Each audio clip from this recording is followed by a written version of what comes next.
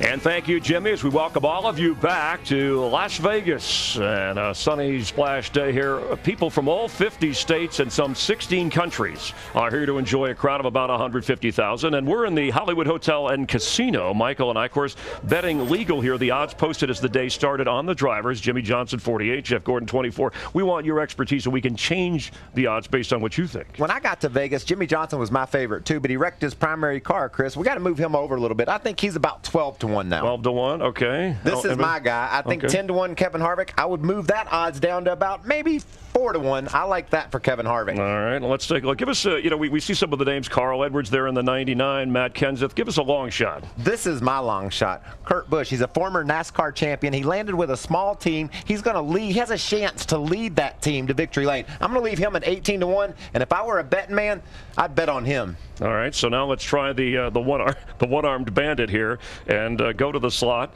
to check as we put all that information in to see if you cash in who the winner will be. Look at there.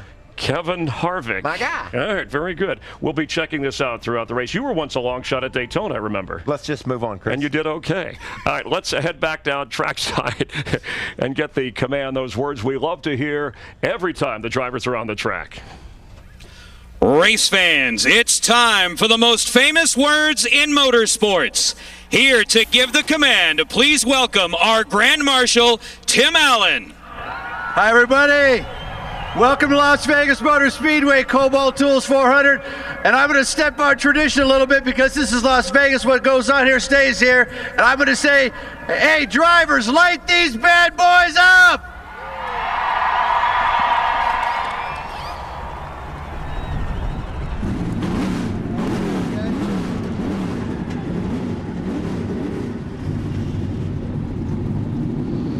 Dale Earnhardt Jr. actually moves up to the front row with pole sitter Casey Kane because Kyle Busch goes to the back of the pack with Jimmy Johnson. We're getting ready to go racing. Vegas style.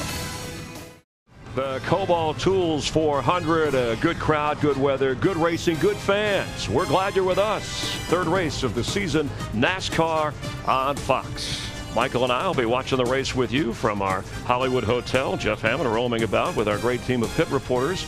Let's head up to the play-by-play booth and bring in the guys who call the race every weekend on Fox. Darrell Waltrip, Larry McReynolds, and Mike Joy. And Mike, today the first of those 11 races on a mile-and-a-half track. No doubt critical to get a sense of how the season will play out watching today. Well, certainly, Chris, if you're going to run for this championship, you've got to be good on this size racetracks. There are 6 of them. They call them cookie cutter tracks, Darrell, but they each have their own different little flavor and personality. What's so tough about this one? Well, let me explain something to you. A golf course has 18 holes, but they all, every golf course plays differently. A football field, all football fields are the same size. Some got artificial turf, some got grass, and racetracks are the same way. Might be the same size, but the pavement can be a different kind of a mixture that gives it different kind of grip. The banking a little bit different. Some progressive, some just regular banking. There's a variance to every one of these mile-and-a-half racetracks, gives them their own special personality. Well, one thing we've learned about this track, Larry, and it goes along with Las Vegas, you can't count your money until the checkered flag falls. Well, I think a lot has to do with racing around here at over 200 miles per hour, but I go back to this race a year ago. Tony Stewart dominated this race, absolutely in a zip code of his own, and pretty much the race was taken away because of a miscue on pit road. Greg Biffle was second best. They couldn't get fuel in his car, pretty much handed the race to Carl Edwards. The moral of the story, you may be in a position on the racetrack to win it, but it can certainly be taken away by a mistake on pit road. Yeah, the last 2 years here, the fellow who ended up in victory lane didn't even lead the race until well after halfway. So stick around. This is going to be fun. I think it will be. It's going to be a fast race, and it's hot out there today. The track's going to be slick. We're going to get a little slideways. So as the cars roll off pit road, let's have a look at our Geico starting grid for the Kobalt Tools 400. Casey Kane has his third pole here, the most of all drivers. And Kyle Busch, the 2009 winner, who came from the rear, he'll do it again. Kevin Harvick, top 10s in both races this season. And Dale Earnhardt Jr., best average finish here at Las Vegas since he joined Hendrick. Clint Bowyer and Jimmy Johnson, 4-time Vegas winner. Johnson goes to the backup car. Tony Stewart won the last 3 races on a mile-and-a-half track. Hasn't won here. He's with Joey Logano. Greg Biffle, 3rd in both races this season, and Martin Truex Jr. Matt Kenseth, two-time winner at Las Vegas, and Kurt Busch. Now let's go to the front row, Darrell, and let's dial one up. Let's see if we can get Casey Kane. Hey, Casey Kane, it's DW up in the Fox Sports booth. You got a copy there, buddy? Yeah, I got you, Darrell. Casey, man, great run on the pole, new track record. You've had fast cars, but you don't have much to show for it. How do you feel about today? Well, I think the track's going to get pretty slippery. Yesterday it wasn't too bad, but I think it'll get slicker as we go here. So we just have to keep up with that, the adjustments, and stay calm. And we have fast cars, like you said. Our Farmers Insurance Chevy was great on Friday, and hopefully it'll be great again today. Turn 4 here is a little treacherous, just like it was at Phoenix. Be careful there. Watch what you're doing. 10-4, I will. That's a little driver advice from the booth. Yeah, thank you. I need it. 10-4, buddy. Good luck. All right, thanks. Today's race is brought to you by Budweiser, the beer that starts with full flavor and ends with a crisp, fast finish. Great times are waiting. Grab some Buds. Well, let's get late breaking stories from down on pit road, beginning with Steve Burns. Yeah, thank you, Mike. As you mentioned, Kyle Busch qualified on the front row, but a practice crash yesterday has relegated him to a backup car, and he must go to the rear of the field. I asked crew chief Dave Rogers if they would employ any different strategy to get track position. He said if there's an early caution in the leader's pit, they might stay out. But he said Kyle feels very confident about getting to the top 15 and doing so quickly, Matt Yoakum. Steve Dale Earnhardt Jr. starts today 5th in the championship standings, qualifying 4th. Now, as crew chief Steve Letarte told me, there's going to be a number of challenging factors that they're going to have to try to overcome throughout the day for everyone up and down pit road. Casey Kane mentioned the slick racetrack, but Steve Letarte thinks one of the biggest with so many good cars sprinkled throughout the field. Track position and trying to keep it with good calls on top of the pit box is going to be the key to getting Junior out of the slump and owner Rick Hendrick his 200th NASCAR win. Dick Berggren? Well, Jimmy Johnson has won more Sprint Cup races here than any other driver in today's field, but as you have heard, crashed in practice, he's in a backup. But they got the backup ready quickly enough that Johnson got lots of practice in it, and he told me moments before climbing in the car, that car is good enough to pick its way through the field so Johnson can win. Chris Devoda. Engine trouble in yesterday's final practice left Greg Biffle a bit concerned. The culprit, a broken spark plug, but the team was able to fix the issue and not go to a backup engine. Vegas luck, well, they are rolling 7s today. They are in pit stall number 7, and this particular car number, 777s. Could this be the day they cash in? Jeff Hammond? Well, Krista, I'm up here in the Orleans Suite, and I'm getting ready with a lot of great race fans to get an opportunity to watch some really cool location. But here in a little bit, I'm going to get my hands dirty going back down on the track. Thanks, Jeff. Have a good time up there as we get ready to race in Las Vegas. Beautiful, beautiful day. We have not seen a cloud all weekend. What a sharp contrast to Daytona. The temperature today should be in the mid-70s. It's definitely shirt sleeves and sunscreen weather. A little breezier than it was Friday and Saturday. Warm and full sunshine. 400 miles is the distance today. That'll encompass 267 laps around this mile-and-a-half super speedway. You see the 18 and the 48, they're falling to the rear. Of course, they're both in backup cars, so that's why. They, along with Regan Smith, will drop to the back. That's what happens when adjustments are made or engine change or backup car during the weekend. Saw that pit road speed of 45 miles per hour. It never fails. A driver gets busted for speeding here. Out there running over 200 miles an hour, got to get down to 45 on pit road.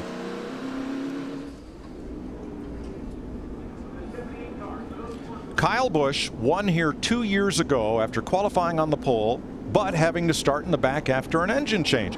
Now, Darrell, when a fast car is coming, do you run them a little harder? Do you give them a little extra room? And if you're Kyle Busch, what do you have to think about trying to get to the front? Well, if you're a fast car in the back like Kyle is outside pole, you know he's fast. And so when you see him coming early in the race, you're not going to race him. You're going to give him a position. Later in the day might be a different story, but early in the race, let that guy go. He's trying to make up a lot of ground.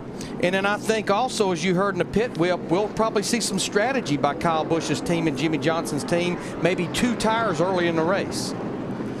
Casey Kane, the fastest of 15 who broke the prior track record in qualifying. That's 4 years in a row we've had a new track record in qualifying here at Las Vegas. The Farmers Insurance Chevy coming from the pole. Dale Earnhardt Jr., who qualified fourth, moved up to the outside as Kane went to the back. And here we go in Las Vegas.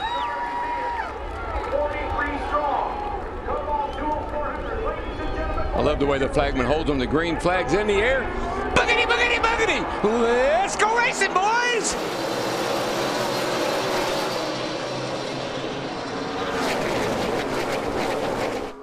Harvick tried to force the issue down to the bottom, make it 3 wide, and wisely backed out. Couldn't clear underneath Casey Kane. Remember, some of the accidents we've seen here have been right out of the pits, right out onto the racetrack first lap. So these guys are a little cautious, I hope.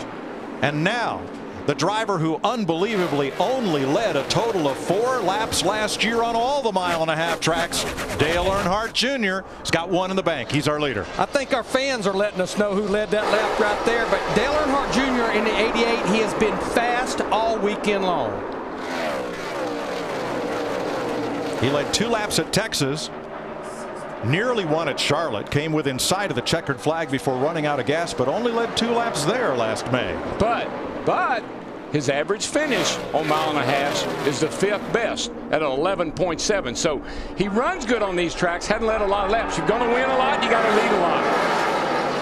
That second place car may look unfamiliar in bright yellow, but that is the Joe Gibbs number 20 Toyota of Joey Logano, who's had a strong weekend. And he's had a strong season so far. Joey Logano in the 22 top 10 finishes, in the top 10 in points. What a turnaround. I know it's early, but what a turnaround from 2011. A lap at 2 laps, Kyle Busch has gained 12 spots. He's 31st, Jimmy Johnson 35th, as that's Matt Kenseth in turquoise on his Ford and moving past Jeff Gordon. That's a good looking race car. That's 17. I love that paint job on that thing. That's 10th place. But Jeff Gordon in that 24, they have been searching with this race car all weekend long. They've been searching, Larry. Did they find the wall? This turn 4 is unbelievable. It is just so treacherous. He didn't. I think that was a kiss at best. You might have been able to slide a dollar bill between him and the wall that time. The thing about turn 4, when you come off turn 4, the track leads you right into that outside wall. The radius of that corner is not symmetrical, so it leads you right into the wall. That's exactly where Kyle Busch in the 18 got in trouble yesterday in that practice crash. Casey Kane had a look at Joey Logano going into turn number 1. Could not complete the pass, however.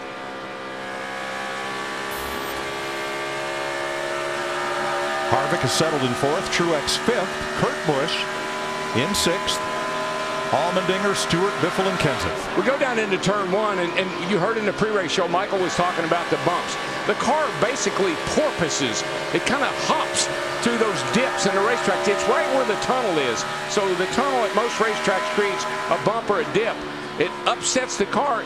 It'll shoot it up the track if you don't have the right package under the front end there, shocks and the geometry-wise. Now these two are running about 2/10 off of Dale Earnhardt Jr., who is extending his lead. Teammates battle. That's Greg Biffle on the outside of Matt Kenseth, and trouble for the 33. Brendan Gaughan, he has pounded it. He's been hard into the wall. The third Las Vegas native in the race beside the Busch brothers. Here, pretty heavy damage on the right side. Still under green. We still continue. And Brendan was so excited about this race. Had a great run yesterday. Had a good practice, and just here it goes pretty much away on him here before lap 10. Yeah. And trouble for Casey Mears, the Geico Ford in the pits. Now just ahead of Kyle Busch, this is Brendan Gaughan. Yeah, and he's down on the bottom, and you just watch the car. Washes up a little bit, gets a little bit loose. Stay down, slaps clear. that wall hard. He was in 26th place. Probably with an eye to the mirror as Kyle Busch was working his way up through the field. Well, there's the stat on Dale Jr. He's just about doubled his lap leading total on tracks this size for 2011. And right now he is a little quicker than everyone else by about 2/10. So he's not only going to lead more laps than he led all last year on the mile-and-a-half, he's going to really add to that total. But Darrell, what I'll be anxious to see, can they put the beginning, the middle, and the end of this race together. They've been good all weekend long. They just got to stay caught up with it. And that's where Dale Jr.'s got to do his job. He has got to tell Stevie Letarte what that car is doing and what it needs and stay up on it and don't get behind.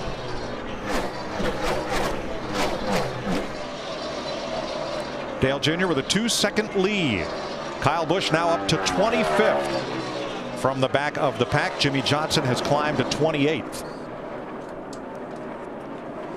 Joey Logano still doing a great job of holding Casey Kane back in the 3rd position. Matt? Mike, just like Dale Earnhardt Jr., which DW mentioned, their goal, put together an entire race for this 20 car Joey Logano. Jason Ratcliffe, his new crew chief, told me they spent about 80% of practice just trying to get this car stable through the bumps, especially the bump there in turn 2. Right now, Joey says the car, the splitter, is hitting the racetrack very hard and tight in the center, but they're pleased where he is. He's got that track position. You know, I think a lot of drivers anticipated the pace was going to slow down. We saw it in yesterday's race where they made changes and it's had the splitter bottoming out in the early part of a run. Dale Earnhardt Jr. has led every lap so far.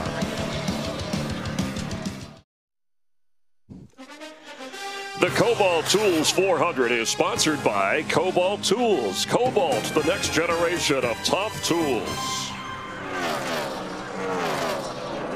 16 laps complete in Las Vegas. Dale Earnhardt Jr. jumped from the outside pole at the start and has led every one of them. Joey Logano continues to hold second. Here comes the new 3rd place car. That's that black Chevrolet of Kevin Harvick.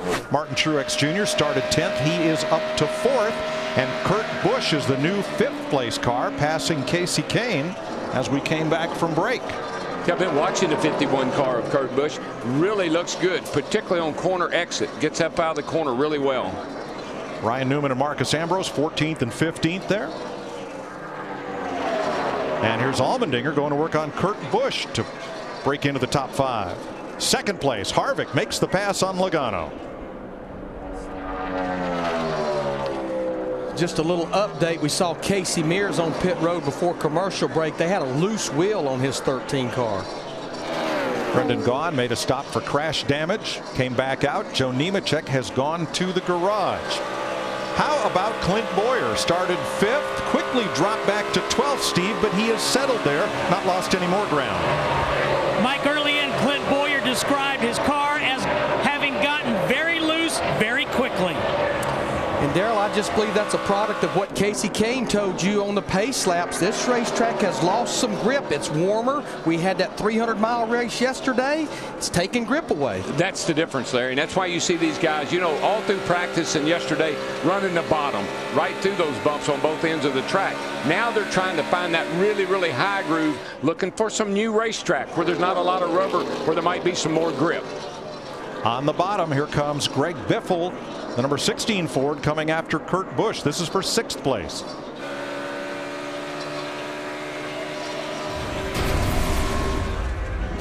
Now this was 1 lap ago.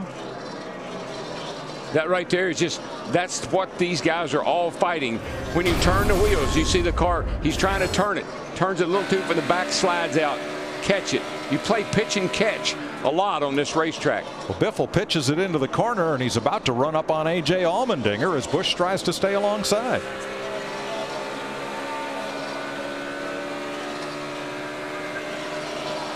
Our pole sitter, Casey Kane, has been kind of easing back through the field. Krista, currently at 9th place. Yeah, Mike, you, Larry, and Darrell talking about how he said this track would change. I talked to him this morning. He said it is just so sensitive. We know this track is going to change. On lap 8, he radioed into his crew chief, Kenny Francis, and said, my car is loose into 3. 3 laps later, he said, it is just way too loose everywhere. And what you have to do once a car is that loose, you have to slow down. That's all you can do. You got to back the corner up. Don't drive in so hard, and you're gingerly getting back in the gas. Can't be aggressive with the car at all, and that's why you lose spots.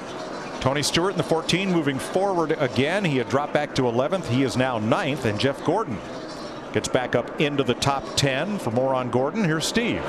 Yeah, he started 16th, Mike. His report to his team just a second ago is that his car has gotten tight in the center. Alan Gustafson Johnson saying today is going to be about the art of racing, keeping up with the racetrack. Well, and that's what we talked about Dale Earnhardt Jr. in the 88 car. His teammate is making sure that Dale Earnhardt Jr. gives Steve Letarte the right information and they make the right adjustments to keep up with racetracks changes it's going to go through. Yeah, because if you're good right now, Larry, you know the car's not. Dale Jr. right now, his car's probably perfect.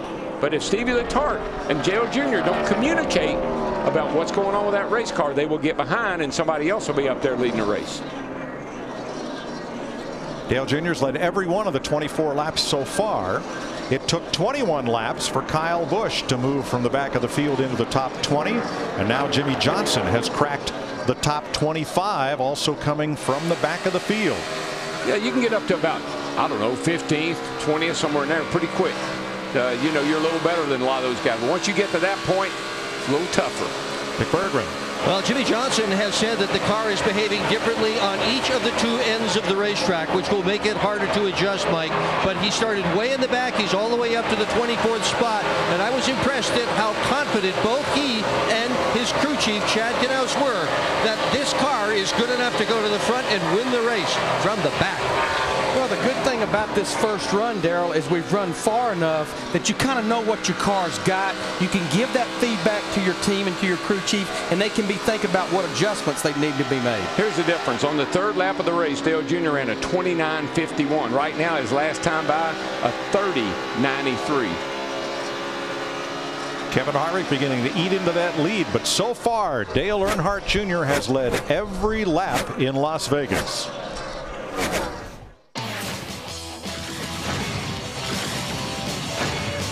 You're watching NASCAR on Fox.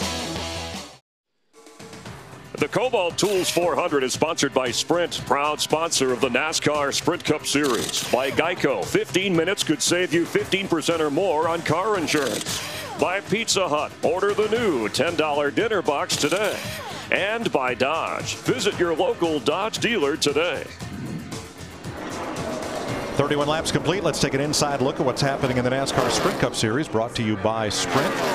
You'll see lap leaders and biggest mover in this race and get unlimited access to the NASCAR Sprint Cup Series with live in-car audio and real-time stats only on the Sprint network. Learn more at sprint.com/speed. Dale Jr.'s lead has been chopped in half as Kyle Busch works his way through the field in 20th position right now. Harvick 1.7 back of Dale Earnhardt Jr. and for third, Martin Truex Jr. moving past Joey Logano. That little 56 car, boy, the last few races of last year and starting of this year, it's been a good little ride. Yeah, Darrell, he finished 7th at Phoenix. The last 7 races, 5 the end of last year and 2 starting in 2012, 5 top 10 finishes for Martin Truex Jr. Doing a good job, he and the whole team. At the other end of the pack, Joe Nemechek back on track after losing 13 laps, and Brendan Gaughan lost 9 laps on pit road with the hood up. He is back in the race. One of the things that hurt Junior a little bit is he ran up on Dave Blaney, and Blaney gave him a hard time in the 36 car there. Couldn't get by him for several laps. Really slowed Junior's progress down. Let Harvick back there in the 29 come charging up there, close the gap a little bit. Kevin Harvick is now within 1.6 seconds of the leader.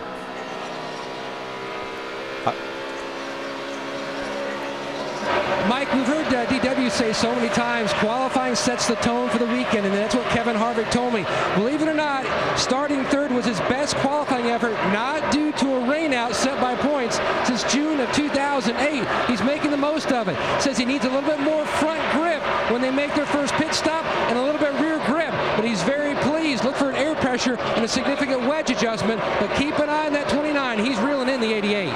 He really is, man. He really is. And I like that Shane Wilson, his crew chief. I think that's going to be a real winning combination for Kevin Harvick. Yeah, Kevin's finished third in the championship points the last 2 years. They decided they wanted to make that change, and they actually made a change with the crew chief and most of the key members of that race team.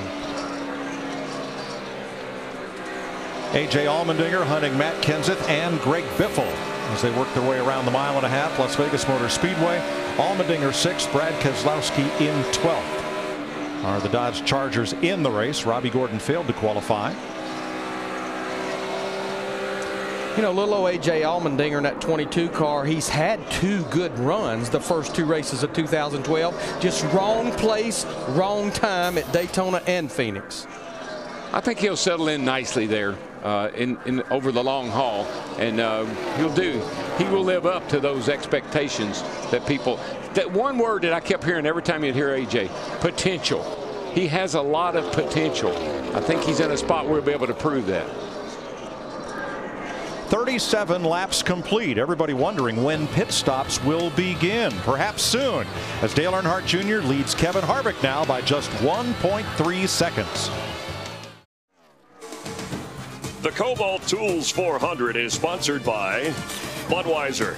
Great times are waiting. Grab some Buds. 42 laps in, Bobby Labonte's made a pit stop. Dave Blaney, Landon Castle, Travis Kvapil. Now on Pablo Montoya, Regan Smith, and here's the race leader. Dale Earnhardt Jr. surrenders the lead for the first time today to come down pit road, along with David Rudiman. Stremmy's been in, and caution is out. Caution is waving. This may change things drastically. Well, I think where the leader's at right now, he's going to go into turn 3. I think they're going to go ahead and complete this pit stop, and where they're pitting, Mike, right before the start-finish line, all they have to do is beat that leader right there. I think he's going to be okay. So rookie Timmy Hill hitting the wall coming off turn number 2. Stremme had also pitted, and now Kevin Harvick crosses the line under caution.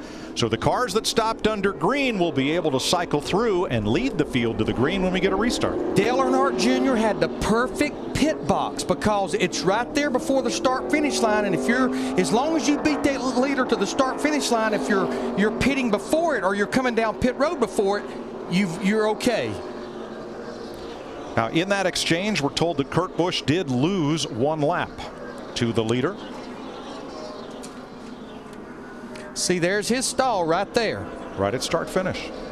So it's the first caution of the day, and it comes out working lap 45. Have a look under the Aaron sign for where Timmy Hill gets up and in the wall. Yeah, way up around the rim of the racetrack and rides it pretty well. The young 19-year-old starting his first Sprint Cup race today. Yeah, he didn't make the race last week at Phoenix. Came here, made the race. Good little driver, good little kid. He's a 2009 Allison Legacy Car champion, and he's also a 2-time World Karting Association champion. So NASCAR officials confirming Dale Earnhardt Jr. did stay on the lead lap. However, Kurt Busch was trapped 1 lap down. Everybody else comes to pit road. Dick? On that, Kenseth started in the 11th position. Mike, he worked his way up to 4th spot. Turned 40 yesterday. Car is good. No problems at all with it. Matt? Kevin Harvick needing more grip in the front and back of the race car. Chassis adjustment half completed on the 29. He was going to stay out a lap after the 88 pitted and then hit pit road. Martin Truex says his car is pretty good. I just needed to take off a bit more grip. Meanwhile, Greg Biffle says, free it up. I want to let these horses run. Steve? Jeff Gordon says it is slick out here. They made a track bar adjustment. They raised it. And according to Alan Gustafson, they made a bunch of air pressure adjustments on Jeff Gordon's car. Wondered if Kyle Busch might roll the dice. He did not. They took 4 tires. Trouble for A.J. Allmendinger. As he brought his Dodge into the pits, he overshot the line in his pit. They had to back him up before they could service that car. And Jamie McMurray still on pit road, receiving service under the caution flag.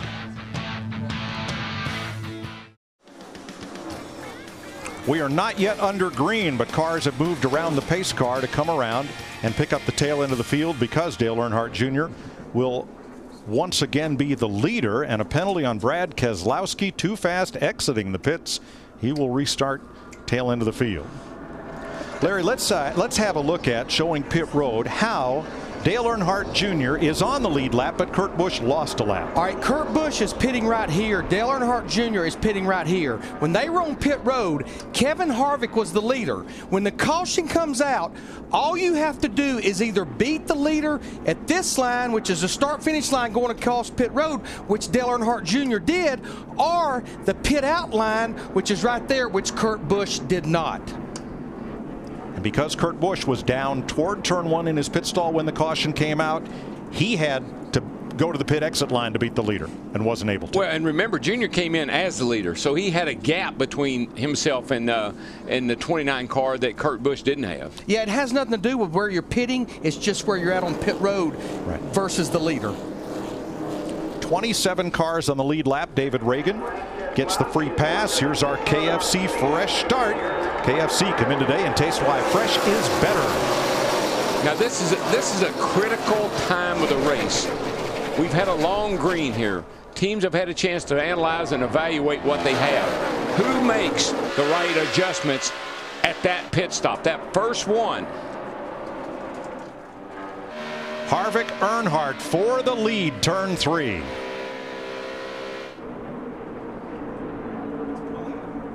Junior's got that high line, and it really gives him a lot of momentum off the corner, and he can really open up a gap between he and Kevin Harvick in the 29. And look who's in the top 10, Kyle Busch. Quick work by his pit crew, and he is up in the top 10 after starting this race out back. And look at Junior beginning to pull away once again. Yeah, Kevin's on the bottom. Junior in the 88 is up at the top, and that high line seems to be the way to go right now. Matt Kenseth, best of the Fords right now, in third with his teammate Greg Biffle fourth. You know another driver, though, that's making some noise? Our champion, Tony Stewart, at 14. He's battling Greg Biffle in the 16 for fourth. Remember, dominated this race 1 year ago, had the pit road miscue late in the race, finished second.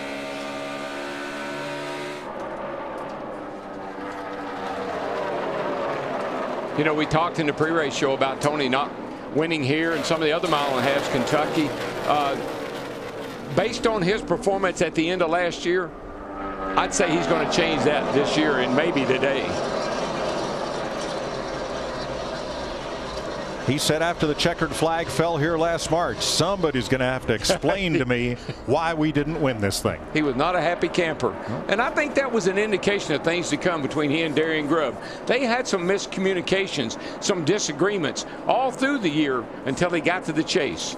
Interesting to note, the 3 tracks he's not won on are tracks we only go to once a year. Well, and we've only run one race at Kentucky. That's the race that Kyle Busch won last year. Matt?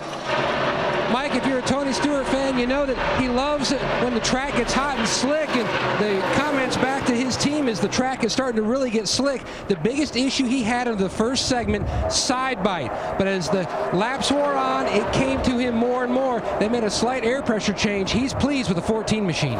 What he's talking about side bite is when the car gets in the corner and it rolls over. It'll either roll over and stick, or it'll roll over and slide. And if you got good side bite, you're going to be able to run through the corner a lot harder than if you're sliding up the hill.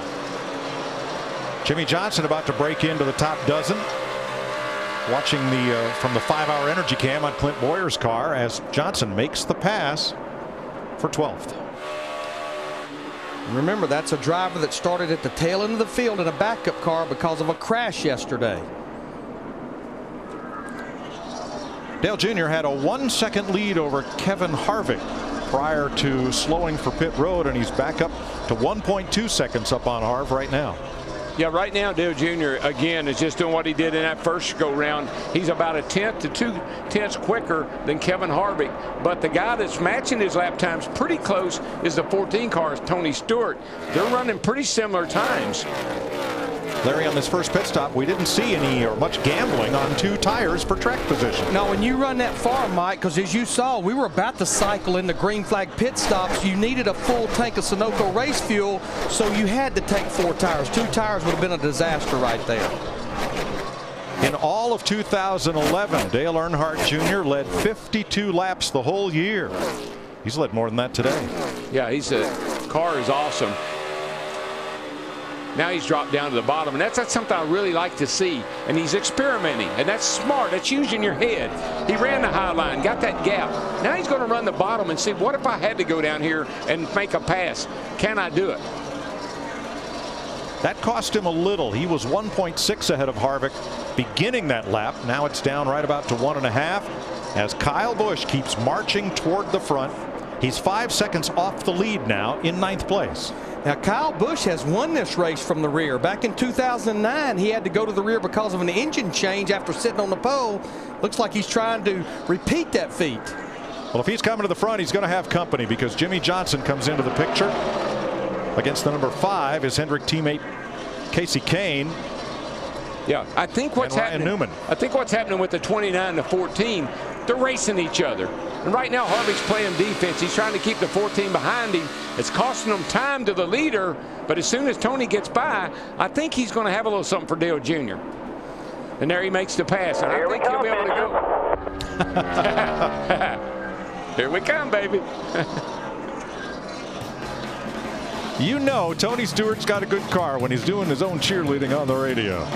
59 laps complete in Las Vegas in the Kobalt Tools 400.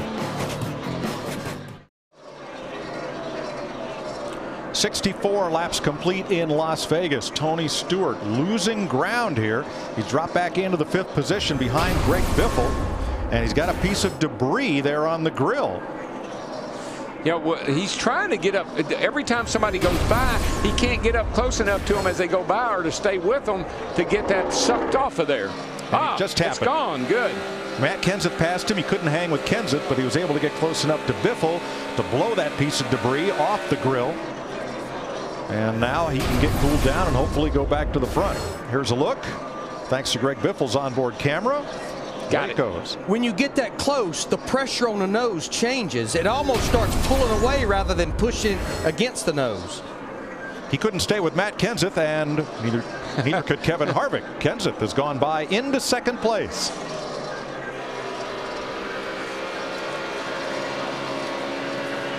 A little bit of wind helping to move the debris off Tony's grill. Not so helpful to the Stewart-Haas team at the other end of the speedway. Their spotter Bob Jeffries. Whoops. Gone. Man, that was my favorite hat. Let's check in with Jeff Hammond. Mike, I'm down here in turn 4 right off the exit of it. A lot of cars have started to get free and running up the racetrack. One of the things I think is kind of factored in today, different than earlier in the week, is the wind. It's going directly across turn 4. So when this track starts freezing up, a little extra wind, all of a sudden it's really moving these cars around. And these cars are big. These cars are a lot bigger than they look like they're on TV, and the sides are really huge and flat. That's why they get so much side force. And when the wind starts blowing, it does move the car around. Wind speed up to 15 miles an hour now. That's the most it's been this weekend. Timmy Hill in the garage. J.J. Yaley, smoke from his car. He went to the garage a few laps ago. Those are the only 2 cars out of the race as Dale Earnhardt Jr. continues to lead here in Las Vegas. Enter now for a chance to win the Camaro Synergy and a Talladega Race Weekend package and get to meet Tony Stewart. Visit CamaroSynergy.com to enter.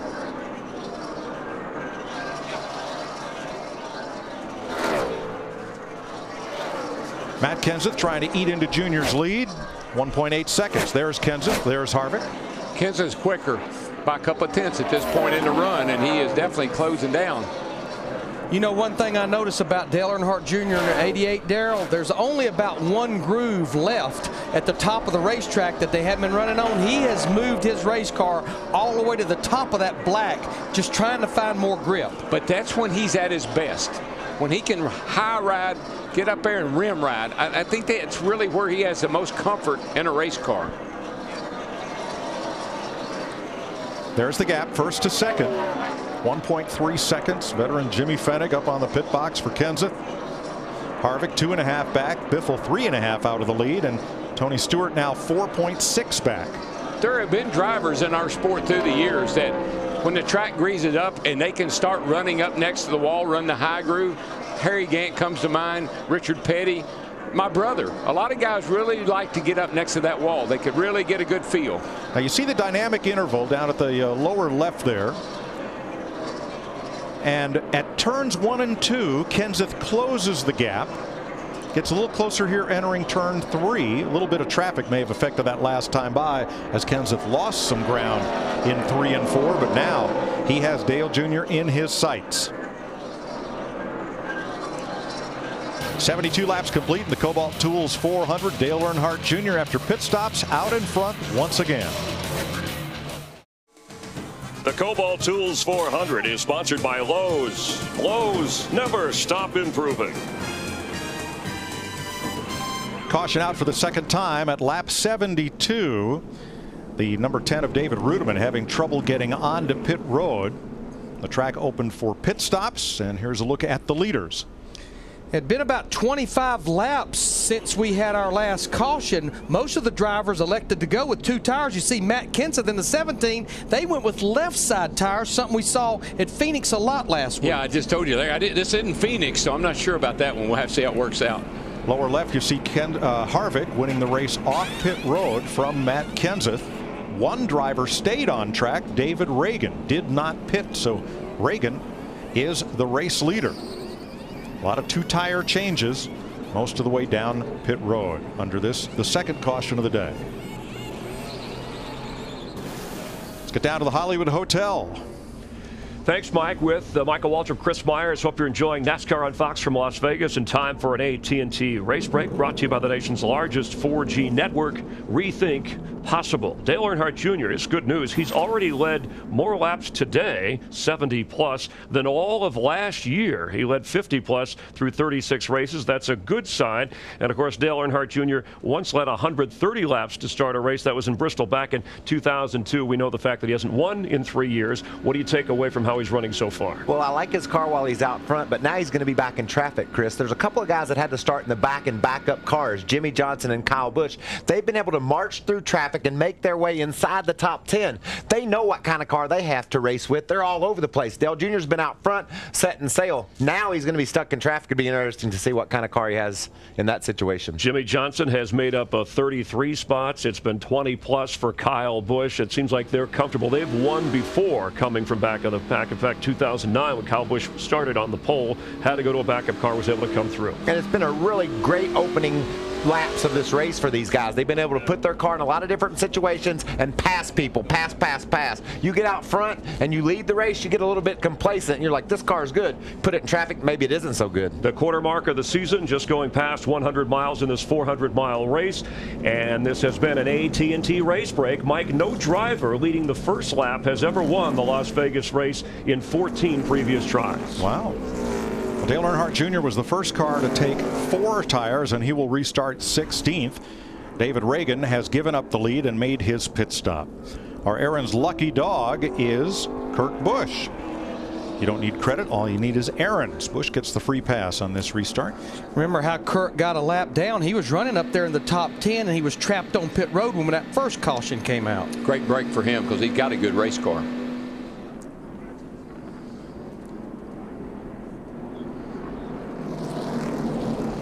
You know, Kurt's trying so hard, Mike. I mean, he wants to prove not only is he a great driver, he wants to be a leader. That team they need leadership, and he's really trying to step up and lead those guys, and he's doing a really good job. 27 cars on the lead lap as we get set for the restart. Kevin Harvick outside Matt Kenseth on the front row. Let's crank it up.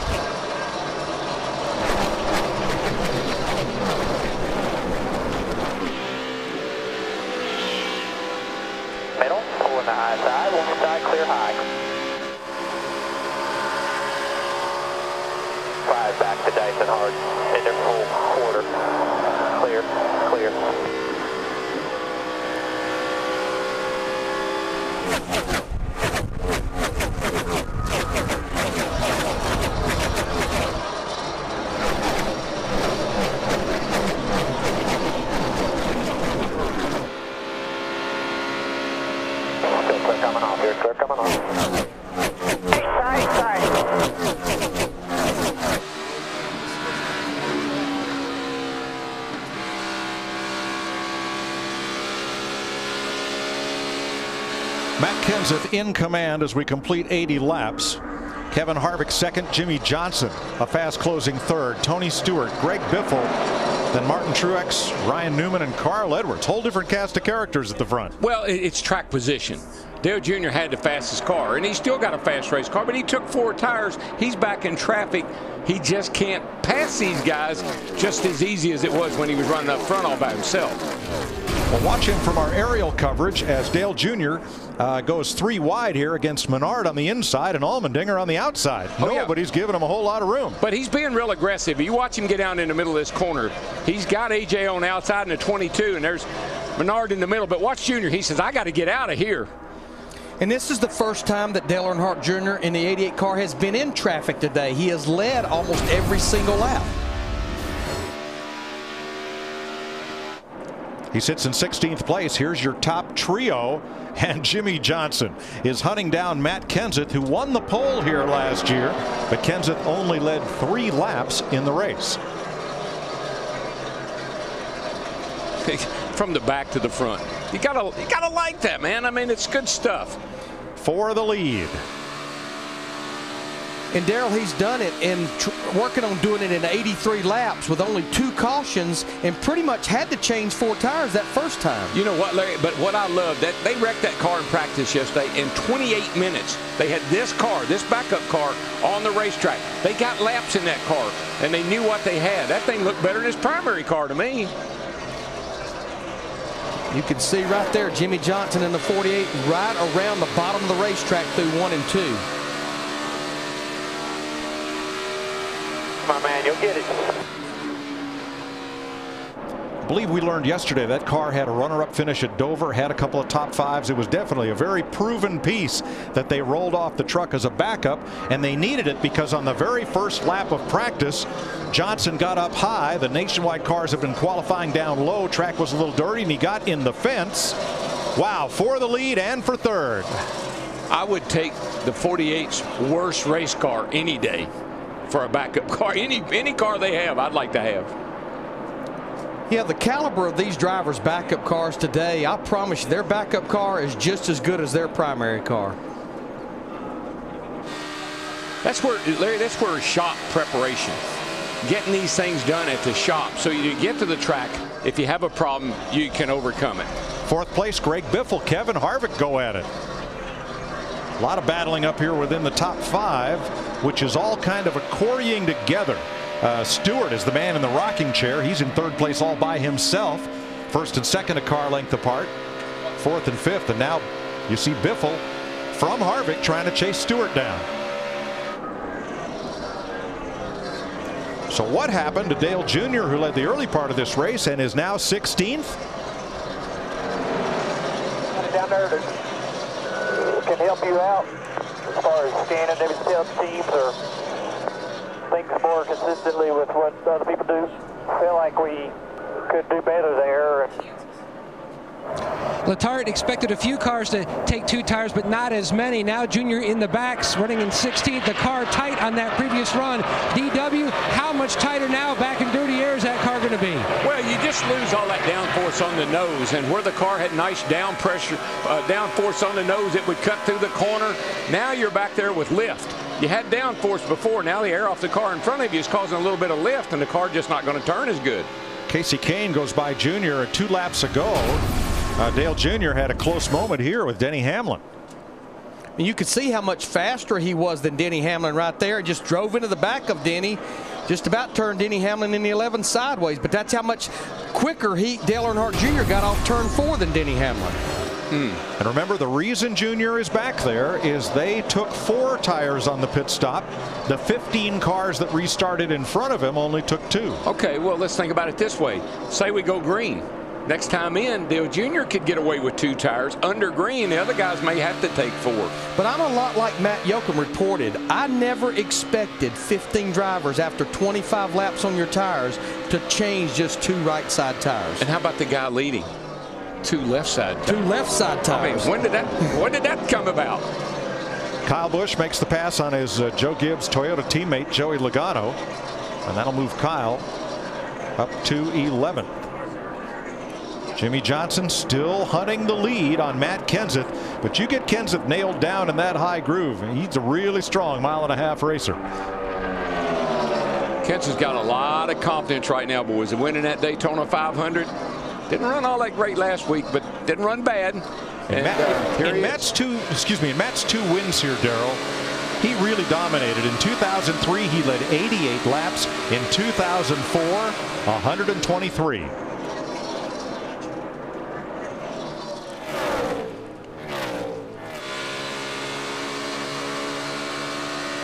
Jimmy Johnson does not give up. He keeps going to the bottom, keeps trying to get that lead.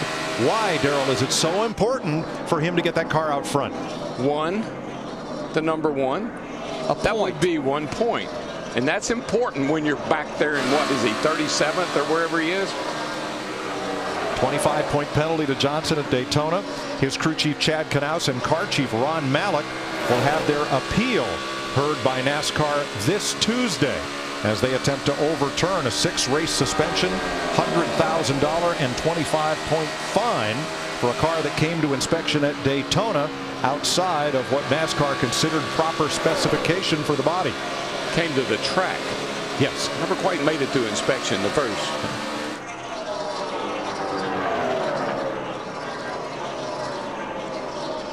And these two drivers, they're going at each other like you see them battling for the lead, and they still are the quickest two drivers on the racetrack right now.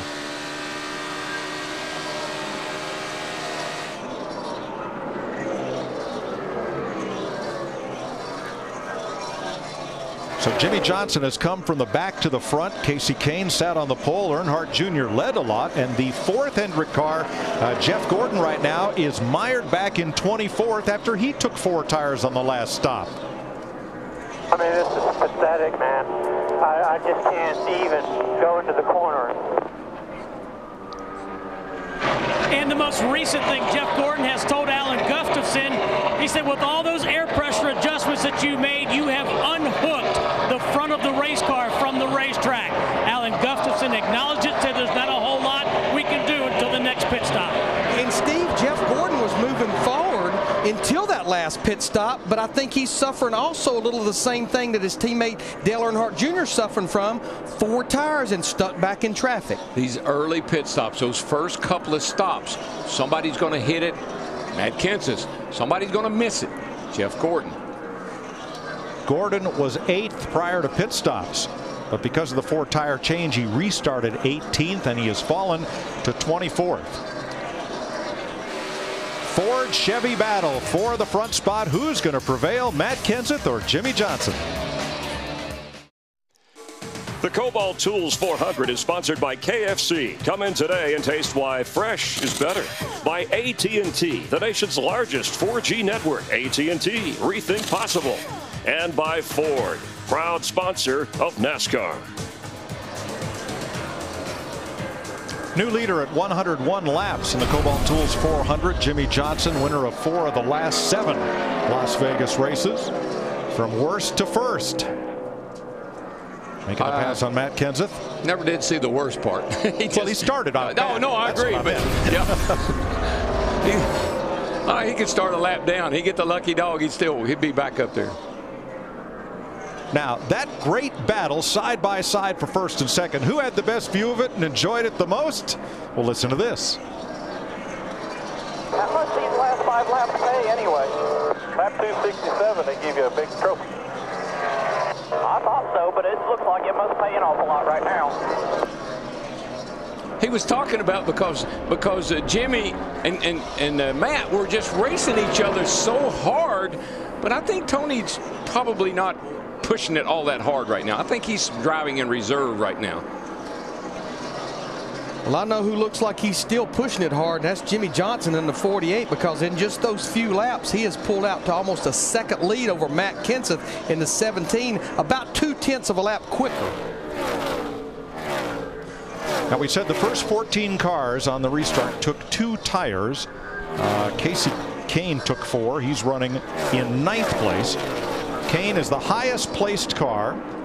of those who took on 4 tires at the last stop. And right behind him comes Carl Edwards. Dick? Well, Carl Edwards has got a bunch of problems going on right now, Mike. One of them is that he has got a vibration, a possible loose wheel. The other is that the car is wickedly loose. And he has told crew chief Bob Osborne he wants to pit as soon as they reasonably and possibly can. Well, Dick, I'm seeing that pit window open for green flag pit stops probably in about 10 to 12 laps. And that loose wheel and wicked loose, those 2 looses are probably telling you there's something wrong with that race car. Let's have a look at today's Ford F-150 EcoBoost track facts. Ford has 7 Cup wins at Las Vegas, more than any other manufacturer, and 16 wins in NASCAR's 3 National Series here. Carl Edwards. I guess won this race a year ago. I guess that would be my cause and effect. The loose wheel is causing the effect, and that's the car to be loose. And Carl Edwards in qualifying on Friday, he was real loose. Qualified back in the 21st position, finally cracked the top 10 by virtue of changing 2 tires on that last caution. By the way, those 16 Ford wins, that includes yesterday. Ricky Stenhouse won the Saturday race here in Las Vegas. Lowe's Racing for Relief program will match today's race earnings of the number 48 team with a donation to the American Red Cross National Disaster Relief Fund. Jimmy Johnson and coroner Rick Hendrick have each pledged $48,000 to that fund. Racing for Relief, and you too can donate to the American Red Cross and help the victims of the various natural disasters that have plagued our country recently. Jimmy in front by 3 seconds right now. Yeah, I got some friends up in Kentucky that are hosting a big benefit up there for disaster relief. Matt Kenseth currently second after starting 11th. He is 3 seconds back. And Tony Stewart 3.6 out of first. You know, the thing about Matt Kenseth, remember, changed left side tires only on that last caution. His right side tires right now have a ton of laps. Greg Biffle in 4th, 5 seconds back. Krista? Well, Greg Biffle's car has been mostly tight throughout the race. They made a track bar adjustment on the last stop. A few laps ago, Greg Biffle said, I like that adjustment. Let's do a little bit more of that. But that was track bar. On this stop, they're anticipating a wedge adjustment to free things up. Kevin Harvick running 5th, 6.4 seconds off the lead. Harvick started 3rd, ran up front early. He's in pretty good shape right now. He's running in top 5. Car's still running pretty good lap times. I think he's fine. Working past Dave Blaney there and Ken Schrader.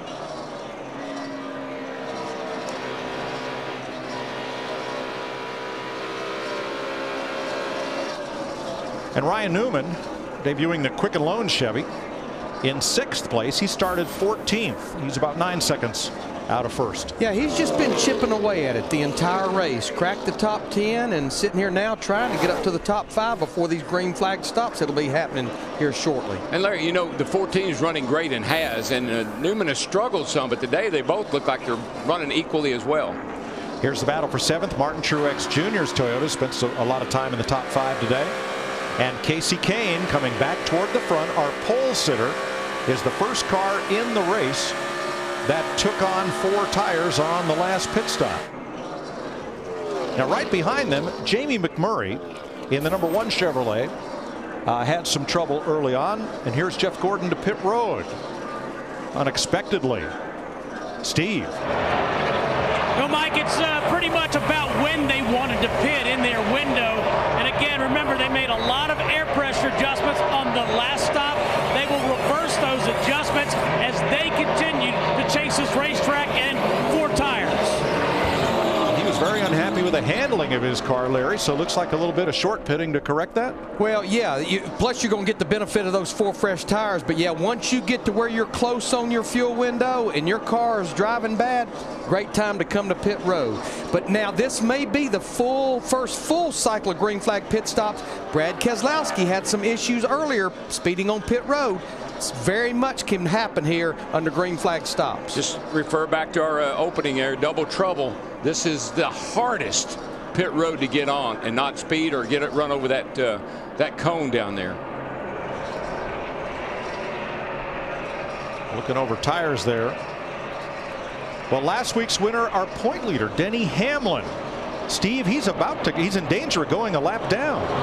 Yeah, he's been struggling, Mike. On that last pit stop, they took right side tires only, and the condition he's fighting is tight. He just can't get that car freed up and can't turn it. Thanks, Steve. Joey Logano looked like he was going to try to make a pit road entry, Darrell, and then aborted. I just can't express enough how hard it is to get on pit road here. You and your brother talked about that in double trouble in the pre-race. Exactly. So Jeff Gordon was the first to ring the bell. Here comes Greg Biffle and David Stremme joining Brendan Gaughan on pit road. Krista? It was a 2-tire stop for Greg Biffle the last time, so it will be 4 tires. And as we said, anticipate a wedge adjustment as well. He needs his race car just a little bit tighter. Matt?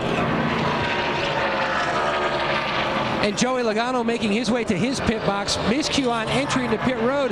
Logano's car tight over that run and gotten tighter. They just moved their issue from one section of the corner to the other. Meanwhile, Harvick pulls to a stop. The Bud crew goes to work. Billy O'Day, the spotter, noted the temperature has come down a little bit, making that race car even tighter. Wedge adjustment for Harvick, Steve. Matt, on Kyle Busch's last pit stop, they took 4 tires. He lost track position, but he said it helped the overall grip to the car. Now he says his car is lateral loose. Krista.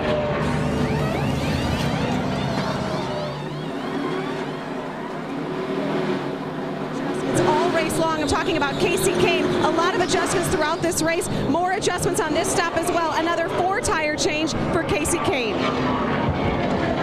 And a tough stop for Brad Keselowski. He had to wait for Bobby Labonte to exit his pit before Keselowski could enter his. Matt? Mike Dale Earnhardt Jr. just couldn't make much gain in the back when he restarted 16th with those 4 tires. Said the car was just too tight, making a chassis adjustment, and he's away. But good knowledge learned there, Dick. It's on pit road right now. Remember, took just left sides last time. This time it's 4 minor adjustments, Matt. And Tony Stewart said his car just way too tight on that run on those 2 tires. He needed a little bit of help on exit to get a little more grip. Dick. And Jimmy Johnson now on pit road. He did not get to pit on the lap he wanted to pit, so this is a bit later of a stop, but there's nobody behind him, so he got easy in, nobody in front of him. He'll have easy out. He has motored from the back to the front on driving and car, not treachery. Looked like A.J. Allmendinger was going to assume the lead this time around, but now he makes his stop. He will be the last of the cars on the lead lap to pit in this cycle. Talked about how tough it is to get on the pit road. We documented Joey Logano missing pit road. We had 3 or 4 drivers, including Eric Almirola in the 43, too fast entering. The entrance to pit road is almost right there, dead in the middle of turn 4. Yeah, you're all the way off the corner, and you're looking in your mirror because you're right in the groove, right on the bottom of the track where a lot of guys run. So you got your hands full, trying to carry speed, trying to get on pit road, and trying to keep them getting run over. And then when you get on pit road, sometimes there's trouble for Kurt Busch as they try to change rights. And the air hose hung on the back end. The air gun needs replacing. Oh. Look at the hose. It's all up under the car. Oh boy, locking them up to come to pit. Caution's Travis out. Kvapil, and caution is out. That is not locking up the brake. That's big. I think we just had completed the cycle of green flag pit stops. Correct, Larry. Everybody on the lead lap had already been to pit road as the caution waves at lap 127.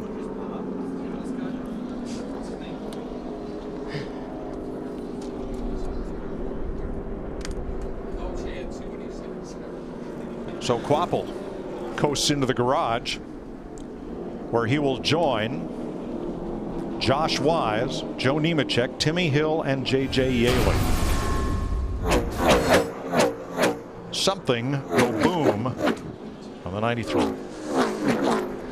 Darrell, this old place, she's hard on engines. You choke the guts out of her. You're never off the throttle much. 9,500 RPM.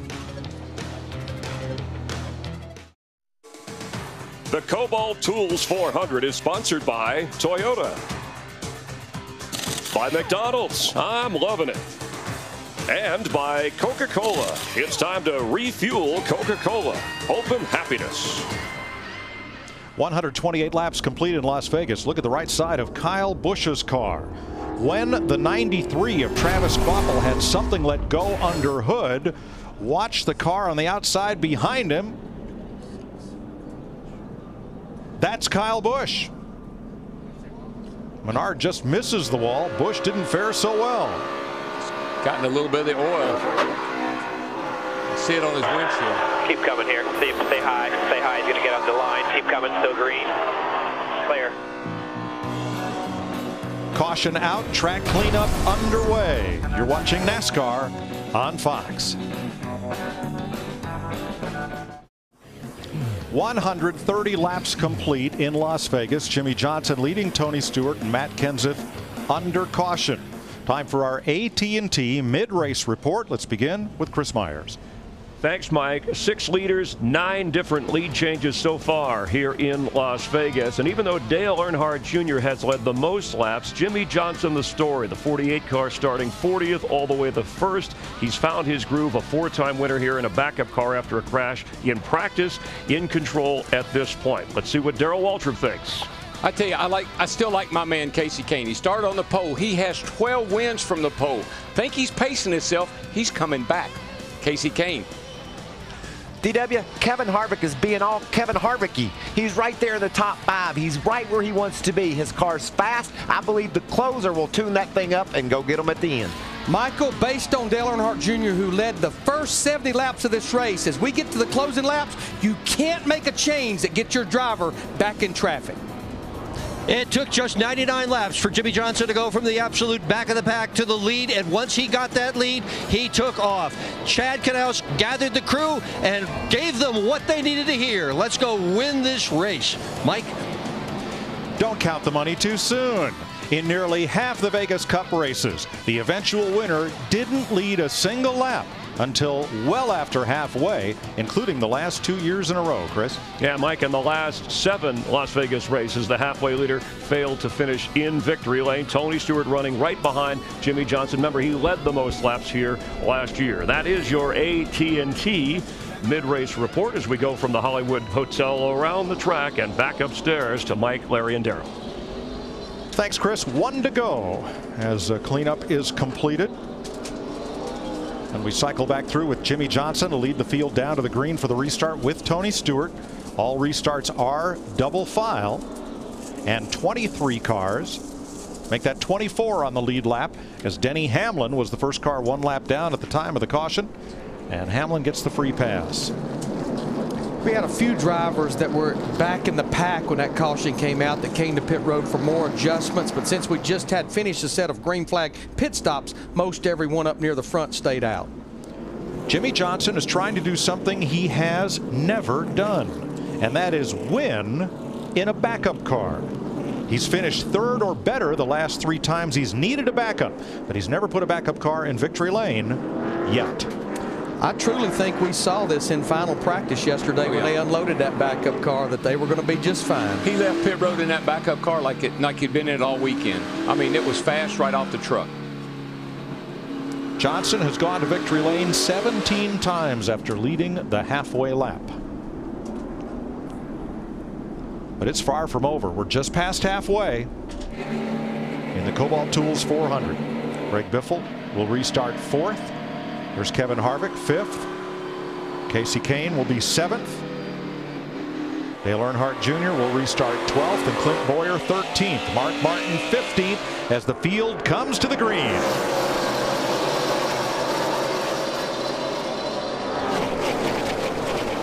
Stewart wants the lead back. He may get it. Got a nice run up off the bottom of the corner there coming out of turn 2. Slides up in front of Jimmie.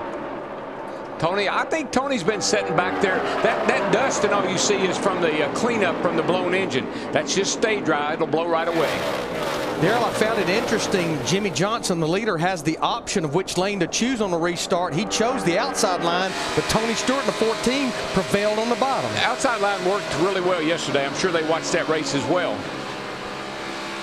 Stewart leads for the first time today and you see that wipe across our camera lens. Well, the windshield doesn't do that. You get dust on there, and it's going to stay there till they pull a tear off on a pit stop. And cloud your view as Kevin Harvick battles Martin Truex Jr. for 5th place. And on the restarts, the leader of the race has to cross the start-finish line first. You can't jump that leader. If you do, you'll get a black flag. So you got to let him get to the line first. Let's check with Matt on Kevin Harvick. Mike, he restarted 5th, but a combo platter of issues for the 29. First, he's got a vibration. They thought it might be a loose wheel. Their teammate on the 27 had a vibration the entire previous run, but no issue. Harvick thinks it's the rotor, though. His bigger problem, the lap belt on the left side going across his leg is twisted. It's cutting off circulation. His left leg is asleep. How tough is that, DW, with half the race left to go? Well, it's a distraction, and anytime a driver is driving his race car, he doesn't need any distractions. Those lap belts are right down in there, and he probably got it crossed up when he hooked it up first time, didn't realize it. Now he's having to deal with it. That's one of those things the crew chief will tell you right away. Suck it up, big boy. You can't do anything about that. You know what Tony Stewart just did? Just ran his fastest lap of the race. I really think when he was running behind Matt and Jimmy Johnson there early on, and he was talking about what does the race pay at this point, I think he was riding. Well, now he's led some laps. You know, since Las Vegas Motor Speedway was rebuilt, not only was it reconfigured, but they ripped out the infield and rebuilt it, including a very unique spot for the fans. Jeff? Yeah, Mike, you're taking a look from where the fans are, looking down inside the Neon Garage. Look at what's happened to the 93 car of Travis Kvapil. Obviously, he lost an engine. He broke a rod, stuck it at the bottom of the oil pan, made a big mess. But the fans are able to look here, see what the teams are doing, whether the car's been crashed or it's lost an engine. The thing that's really impressive to me, we talk a lot about what they can learn with this new ECU process. If you look on top of the hood of the car, you'll notice there's a couple engineers right now already going over data trying to figure out what happened to this 93 car. Travis said, I was going along, he was running perfect, and all of a sudden it just blew up. They're trying to find out what might have happened prior to losing this engine, guys. Well, right, Jeff, in the old days the mechanics would look under the hood for holes in the engine, broken parts or pieces. Now look at the laptop up on the roof where a lot of that diagnosis is done for the electronic engine management, and ECU, the electronic control unit, the brain of the car. Yeah, they can look at exhaust gas temperatures, they can look at oil pressure, oil temperature, and they will be able to, it's like taking your car to the dealership. Hook the computer in it, it'll tell you what's wrong with it. Nothing wrong with Tony Stewart. He leads Jimmy Johnson by 0.6 of a second. Here is Stewart's teammate at Newman Haas, Ryan Newman. At Stewart Haas, excuse me, Newman Haas was an open wheel team. I get so confused there. But Ryan chasing down Carl Edwards. 10th place at stake there. And you know, everybody talking about Darian Grubb. Well, he won 6 of the last 12 races. Don't forget, Tony Stewart won 5 of the last 10 races in the chase. And they've got a great car right now.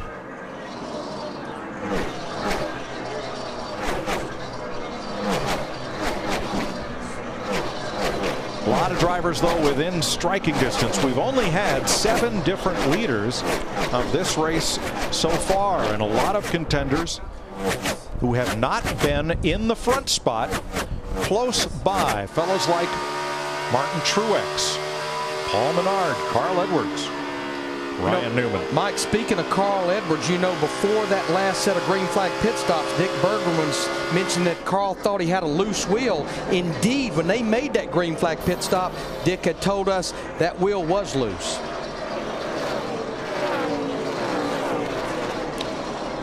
Kyle Busch started at the back, as did Jimmy Johnson. Jimmy got to the lead, and Kyle is another one who hasn't led today yet. Steve Burns? Yeah, Mike, they're still struggling. He got into the fence a little bit. He told Dave Rogers, the crew chief, that they got into the oil a little bit on that last caution. He said he's been landing on the splitter. They came to pit road. They checked fender clearance. They even brought out the toe boards to make sure the car was tracking right. Well, he just got his hands full all day long. And Darrell, when that car for that driver is landing on the splitter, it's like bottoming out, and the car just won't turn. The front wheels are light. And his brother Kurt, who's had a tough day, now comes down pit road once again in the James Finch number 51. Larry, I just wonder, when Darian Grubb came over to Joe Gibbs, I'm sure he brought a pile of information. Looks like that's been looks like it helped the 11 car. But that information, the other crew chiefs take a look at it and say, you know, maybe we ought to try that. Doesn't seem to me like Kyle has had a very good car at Phoenix or today, not what we're accustomed to seeing. Well, and you know, different drivers have different styles. Sometimes a setup won't suit a particular driver's style. Kurt Busch back on track after 4 tires as Jimmy Johnson is chasing down Tony Stewart for the lead. The gap is just 1/4 of a second, 145 laps into the Kobalt Tools 400 on Fox. The Kobalt Tools 400 is sponsored by Frost Brewed Coors Light, the world's most refreshing beer. By Aaron's, credit is hard, Aaron's is easy. By Chevrolet and their award-winning cars, trucks, and crossovers. And by AT&T, the nation's largest 4G network. AT&T.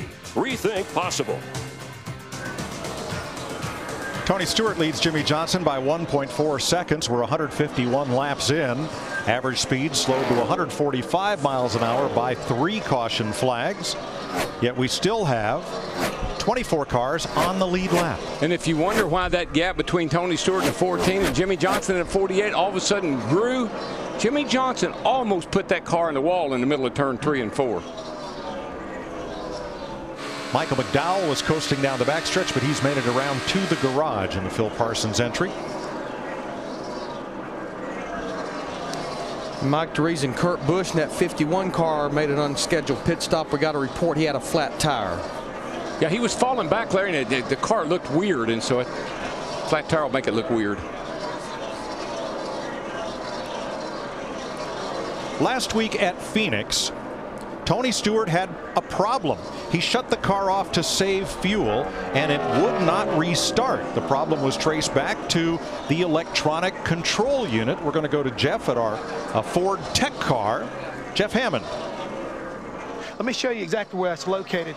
We'll go inside the Ford Racing Tech car and we'll show you where it's located at. This is a little box that's located on the dash right now. That's basically the brains of this whole electronic fuel injection process that we're running. This is where the location of the relay switch that we had a problem with. Right here is where the little fuses were located that actually kicked during the course of the race. Because of this, Tony could not refire his race car. This week, they have been able to take and put a relay in there to eliminate those fuses, bypass them so that when the engine shuts off, it will not be a problem to refire it. Think about it like this, folks. This is where Tony was sitting. He was trying to refire the car by hitting these switches. When these fuses were kicked, he couldn't reach them. They've got that fixed, and hopefully we won't see this problem today. Thanks, Jeff. Well, Stewart, redemption perhaps. He is leading this race as he was last year with about 1.4 seconds of lead with just over 100 laps to go. Yeah, well, he dominated this thing last year, Larry, but he didn't win it. Dale Earnhardt Jr. has led twice for 70 laps in this race, and he got a little bit of kidding from car owner Rick Hendrick and spotter TJ Majors. TJ wants to take a couple of weeks off, and I'm going to spot starting at Bristol. All right. Maybe I guess, man. It's the highest paying, easiest job in the business. Talking about driving. So I'll be the first to tell you we're overpaid, but it ain't easy. So your job is overpaid and easy. You know, being a spotter for one of these cars at 200 miles an hour, kind of like air traffic control. You got 43 of them out there going around, and you're responsible for yours and also have to keep up with everybody else as we look at team owner Rick Hendrick. I'm not sure any other driver, crew chief, owner would have that kind of a conversation, but that's typical Dale Jr. But he's having a little bit of fun. I was going to say, what a good sign. There's TJ Majors, his spotter on the right-hand side, is he feels good about his race car today. But right now, he's sitting back in ninth, about 9.5 seconds back of leader Tony Stewart. This is about a 2-stop race right now from where we sit at this moment. Well, keep in mind, that's the only one of the 4 Hendrick cars that finished in the top 10 here last year. Dale Jr. finished 8th. At this moment, Matt, 3 of the Hendrick cars are in the top 10. And Mike, that comedy hour continued for about another 5 minutes, just showing how Letarte and Junior have really gelled, but he's got to fix the race car. Junior said it's the tight it's been all weekend. Look for a significant change when they make their next stop on this 88. Yeah, it's all fun and games until you can't fix my car. Right. Looking at Paul Menard, 7th, running right behind Casey Kane, as Tony Stewart's lead over Jimmy Johnson now 1.4 seconds. The Kobalt Tools 400 is sponsored by Farmers. We are insurance. We are farmers. By Pennzoil, pursuing the latest oil technology because we love cars just as much as you do. And by Subway Restaurants. Try the jalapeno tuna. Featured $5 footlong of March. Hope you're enjoying NASCAR on Fox from Las Vegas. And there's Tony Stewart, a showy group at the front of the field. A 3-time champ Stewart. Jimmy Johnson, a 5-time champ following him. And then there's Matt Kenseth, who won in 2003 with just 102 laps to go. Lowe's Racing for Relief Program will match today's race earnings of Team 48 with a donation to the American Red Cross National Disaster Relief Fund. And let's go back upstairs. Mike, Tony Stewart's never won at Las Vegas, has finished second twice, and this is the 9th consecutive race he's been in that he's actually had a lead in. That's right, Chris. You didn't have to remind him of that either. He knows this is one of the 3 tracks that he has not won on. Had a coulda, woulda, shoulda here last year. Came up short due to a miscue on pit road, but right now he leads Jimmy Johnson. The gap had shrunk to 0.6 of a second, but now it's stabilized at about 3/4 of a second. Yeah, they just work in traffic right now, getting by some lap cars. But I think Jimmy is equal to Tony. Jimmy lost a bunch of time when he almost hit the wall in 3 and 4. He's slowly gaining that back. I think we'll see some drivers hitting pit road here shortly for green flag pit stops. If I go back to the last set of green flag stops, Greg Biffle in the 16 was one of the first drivers to hit pit road. We're seeing Dave Blaney there in the 36 on pit road for his green flag stop. And Larry, I mean, it wouldn't make sense to take 2 tires on the green. You've got to fill it up with fuel. You can put tires on about as quickly as you can put the fuel in. Yeah, you got to get it full of fuel because this pit stop right here, it's going to, I don't think you can go to the end without stopping one last time. My buddy, I don't think you can. You've taught me well. But if we try it, you're going to need to show me we can. But right? somebody might be able to. 24 cars on the lead lap. Denny Hamlin, the last of those. Last week's winner, and this week Hamlin just kind of hanging on. And you can see the interval has grown 1.2 seconds now once they clear lap traffic from Stewart back to Jimmy Johnson. Matt Kenseth 1.8 back in 3rd. Greg Biffle 5 seconds off the lead in 4th. And Kevin Harvick 7.7 back in 5th. But all the way back to Dale Jr. in 10th place, there's only 2 to 3 tenths a lap difference in the lap times. That 2 or 3 tenths is all it is. If you could just make up 1 on each end, you'd be running as fast as the leader. Green flag stop for Juan Pablo Montoya, who began the weekend crashing the wall early in practice and having to go to a backup car right off the bat. And Jeff Burton coming onto pit road. So we do begin this round of green flag stops. Now, if I think back to that first set of green flag stops, Tony Stewart in the 14, Jimmy Johnson in the 48, they were 2 of the last drivers to hit pit road. 96 laps to go in the Nevada desert, with Stewart lapping at about 30.7 seconds. And here's Dale Jr., who'd been rim riding at the top of the racetrack, and as on the last round of stops, coming in early to make a needed change. Matt? Mike moving that race car around on the racetrack, trying different lines to see if he could free it up at all. Pulls it to a stop. Big air pressure change on the 88. Good crank on the chassis adjustment. Left side tires coming off. Solid stop so far. Trevor Baynes in, Joey Logano on pit road, Greg Biffle, Kevin Harvick, Casey Kane, Paul Menard, along with Carl Edwards, Jamie McMurray, and more. Kyle Busch is in too, Matt. And the Budweiser crew going to work. Harvick said he wanted an adjustment in the same direction that they went on the previous stop, but only half as much because he doesn't want to take too big of a swing, Krista, and get the car out of Greg Biffle coming in. He said, I am close. They were close on field here. He had to come in now. He said, this is the swing I marked on my calendar. I feel really good about this track. Paul Menard also in. Paul Menard has had a very solid car. They thought they had run over debris earlier in the race. They say all is good. Ryan Newman, Denny Hamlin, Mark Martin, Martin Truex are in. So is Clint Bowyer and Marcus Ambrose. Yeah, definitely, Darrell. If I look at 94 laps to go, if you break that pretty much in half with 47 laps each run, maybe make it on one more stop. Krista. Martin Truex also in. Martin Truex needing his car just a little bit tighter. Dick? And in for his pit stop, said it's only the center of the corner that he's not fast in. Very minor changes. Johnson said the car is very close. Jimmy coming out as Regan Smith comes in. David Ruderman also in. And here comes Tony Stewart, bringing Matt Kenseth down pit lane with him. Dick Berggren. And Matt Kenseth now on pit road. The car was much better at the beginning of the race than it has been after he got himself into traffic. Matt. Dick, they're going to make a chassis adjustment for Stewart. The car goes back and forth, being too tight and then being a little too free. It was a little free on exit on both ends of the racetrack. Jeff Gooch Patterson's going to top off the 14. Solid stop. He is away.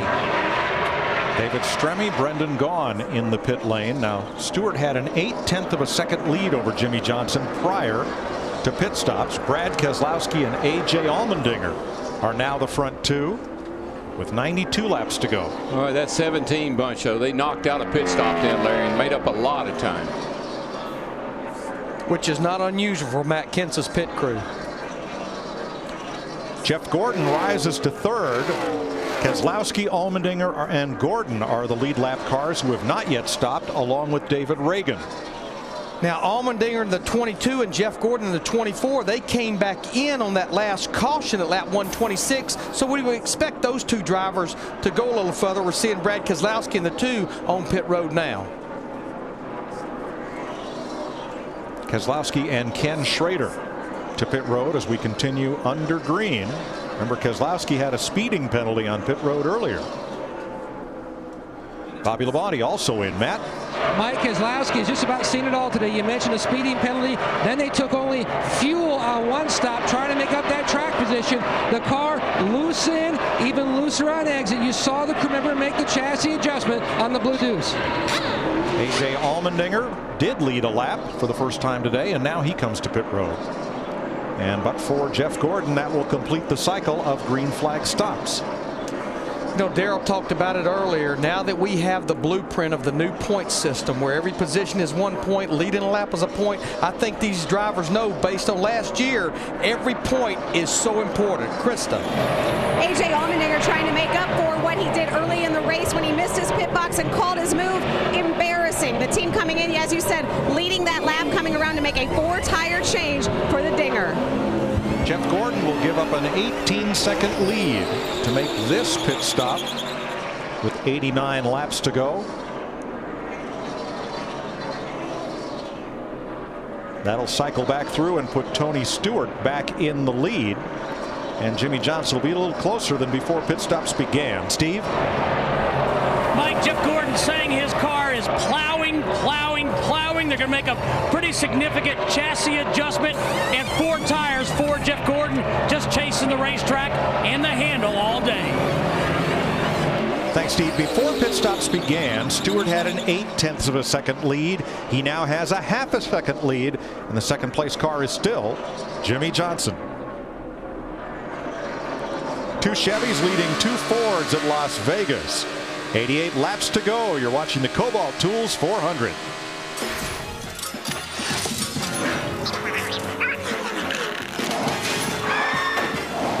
You're watching NASCAR on Fox. The Kobalt Tools 400 is sponsored by Sprint, proud sponsor of the NASCAR Sprint Cup Series. 82 laps to go in Las Vegas. Let's take an inside look at what's happening in the NASCAR Sprint Cup Series, brought to you by Sprint. Fastest lap today and the biggest mover in the race. Get unlimited access to the NASCAR Sprint Cup Series with live in-car audio and real-time stats only on the Sprint Network. Learn more at sprint.com/speed. Jimmy Johnson up to second place. He's now 1.2 seconds behind race leader Tony Stewart, who has just put a lap on Jeff Gordon. While we were away, Casey Mears made an unscheduled stop for left side tires. Yeah, Steve Burns also said that he was out of fuel when Casey Mears came to pit road. Yeah, I heard him go by here and the motor sounded funny, and I guess it was running out of gas. Got a bit of a cloud cover now. We hadn't seen a cloud all week here in Las Vegas. Just now the sun is beginning to poke back through down in turns 1 and 2. So let's go down to the south end of the racetrack, turns 1 and 2, and Jeff Hammond at the University of Farmers. Well, Mike, right now you can kind of see I'm up here in turn 1, and everybody's talked about the bumps in turn 1 since we got here to Las Vegas. Talked to some drivers and crew chiefs late in Saturday afternoon. They said the longer they run, the more rubber that builds up down here on this end of the racetrack, the smoother the bumps have been getting. Watching the cars from this vantage point, especially our leader, Tony Stewart, and the guy chasing him, Jimmy Johnson, they're all over the racetrack looking for the proper line wherever the car feels the best. I'm not seeing the bounce that we saw early in the week. Cars are a lot smoother, and you can pretty much hunt and run wherever you want to. For Tony, keeping a wide arc and running right through the middle of 1 and 2 seems to be pretty fast for our leader. Thanks, Jeff. There's Stewart off turn 2 down the backstretch. And that's what great drivers do. They know their car so well, and they know how their car's handled. A little tight, I'm going to move up. A little loose, I'm going to try something else. I'm going to find a place where this car will perform at its best, and it makes it easy to drive. Boy, Matt Kenseth has come on since this last pit stop. His number 17, right in Jimmy Johnson's tire track, second to third. Yeah, he made up a ton of time in the pits. A great pit stop, and he came out, and ever since they restarted or started back on this last round of pit stops, he's been fast. Kenseth back to second place. Now down in turns 1 and 2, there are billboards that line the track and cast shadows that we thought might be a factor today. But at 2 o'clock this morning, daylight savings time kicked in, so we're not going to get that late afternoon sunshine and shade like we've seen here the rest of the weekend. Yeah, but I think the biggest thing that's happening here is, like Jeff Hammond talked about, that rubber starting to build up. A guy that can't be happy with his car, Larry, is the guy down on the right of the screen there, Jeff Gordon. He has struggled with this car all day long. Ooh. Not sure. Looked like he wasn't happy with Joey Logano on the 20 either. I think he's going to take it out on Joey Logano. And just moments ago, that's Eric Almirola on the outside of, whoa, race leader Tony Stewart. And that's what happens. You get down on the bottom of the track coming off turn 4, carrying a lot of speed. You need the whole racetrack.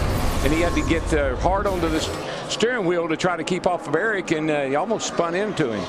What I saw right there, though, look at Matt Kenseth in the 17 with Jeff Gordon in the 24 and Joey Logano 23 wide on the apron. Here at Las Vegas, you can go below that white line because it's not a double yellow line like at Daytona. I think Jeff Gordon is trying to school the young man in the 20 car. He's not taking any of Joey Logano's stuff right now. Jimmy Johnson trying to work through this group. He's now the third place car as Kenseth gets a little further away. Darrell, when you do what Kenseth did and drop all the way down below the white line, you've got a lot of room to race there, but that's not clean racetrack. No, it's not. It's dirty, but here's what's going on with Jeff Gordon and Logano. They're fighting for the lucky dog. And so they're not really, I mean, it looks aggressive, and it is, because Jeff knows he's got to stay ahead of that 20 in case the caution comes out. There's A.J. Allmendinger down on the apron in his Penske Dodge, and we'll see if he's headed for pit road or for the garage. 72 laps to go. Tony Stewart in the lead. This past Friday night in Las Vegas, Kevin Harvick took in the latest Ultimate Fighting competition this upcoming Friday on Ultimate Fighter Live. Rivalries hit home when coaches Dominic Cruz and Uriah Faber divide the final 16. Who will be the first to fight? Don't miss Ultimate Fighter Live Friday, 10 p.m. only on FX. Tony Stewart, your leader, 1.6 seconds up on Kevin Harvick, and A.J. Allmendinger did go to the garage while we were away. A while back, we saw this with race leader Tony Stewart trying to lap Eric Almirola. And here's what Tony had to say about that slide. Had to work there a little bit, did you? Yeah, I kind of had my hands full.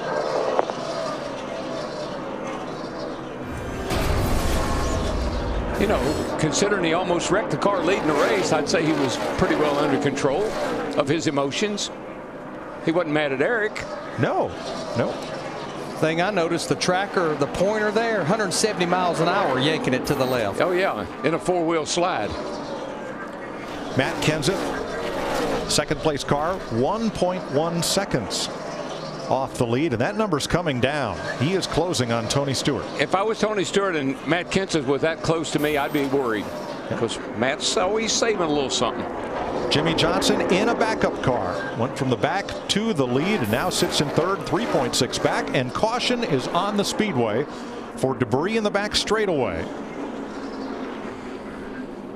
Now in fourth, Greg Biffle, and what a drive today for Paul Menard in the Richard Childress Racing number 27 Chevy. Yeah, he started back in the 22nd position. He's just kept it clean, good solid pit stops, just been chipping away all day. Yeah, Larry, he didn't just happen to be there right now. He's been running in a top 5 or 6 pretty much his whole race.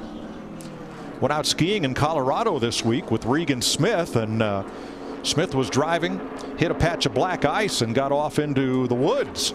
Nobody was hurt. The irony of it is that Menard is an accomplished ice racer back in his native Wisconsin. He should have been driving.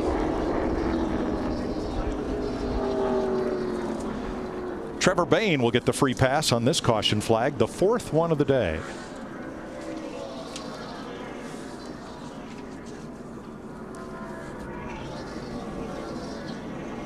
.62 to go. The Toyota top performers at the moment: Martin Truex in 11th, Clint Bowyer 14th, Kyle Busch, who started last, in a backup 17th, and Mark Martin back in 18th. When Martin had been running up in the top 5 or 6 most of the day, he slid back here a little bit. Maybe they'll make a nice adjustment on this pit stop. Well, you can't make it from here on fuel, but I think back earlier, Dick Berger, when some of these drivers only had 25 laps on their tires, we saw some 2-tire stops, Dick. Well, it's hard to say what's going to happen here, but they are watching what everybody else is doing. Matt Kenseth, just a little bit of adjustment on his car. The same with Jimmy Johnson's car, number 48. Matt. The 14 to Tony Stewart. The game plan here, right side tires. They will top him off with fuel. Stewart said that the car is absolutely the best it's been all day, Krista. Greg Biffle asked his team, can we make it the distance from here? Crew Chief Matt Fuchsia said no. So what are they going to do? Gamble and take 2 or go for 4? Greg says, I think we have to do 4. That's the plan for the 16. They come around to the left side. Yes, an adjustment and 4 tires. Tony Stewart comes off pit road all by himself because he took on 2 tires. I think I saw that 88 of Dale Earnhardt Jr., Jamie McMurray in the 1, and Ryan Newman in the 39. Those top 4 plus Kyle Busch 2 right side tires.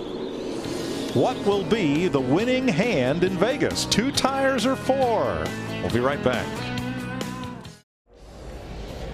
Las Vegas watching closely the Kobalt Tools 400 from Las Vegas Motor Speedway. Under 60 laps to go. Tony Stewart leading Dale Earnhardt Jr. Recent round of pit stops as we're getting ready to go green. Strategy on tires. I love what Dale Jr. did. We saw that car fast when it was up front. He got in the back. He couldn't go anywhere. Got 2 tires. He's back up on the front row. Tony, that's a little bit more questionable. He came in the leader, got 2 tires. Matt Kenseth is back in 5th with 4. Could be a tough matchup to beat somebody with 4 tires. What should we look for on the restart? Look for Tony Stewart to try to hug that white line, run low, and get away from Dale Jr. He needs to put a gap on the guys behind him that have 4 tires, so by the time the new wears off their tires, he has a bit of a lead. With Michael Waltrip, Chris Myers, back up to Darrell, Larry, and Mike. Temperatures, the weather, of course, the tires, and the guys at the front of the pack, Mike. Thanks, Chris. Denny Hamlin and Jeff Gordon took the wave around to get back on the lead lap, but that means they did not stop during this caution flag.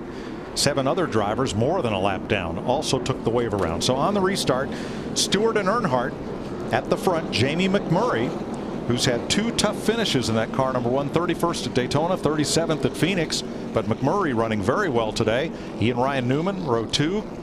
Kyle Busch and Matt Kenseth, Greg Biffle, Jimmy Johnson.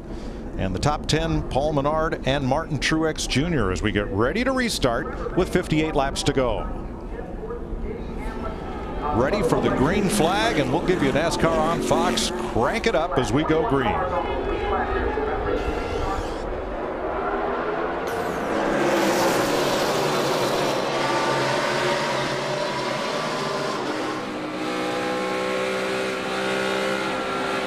Still outside, 18, right down on you. Still outside. Clear the 18.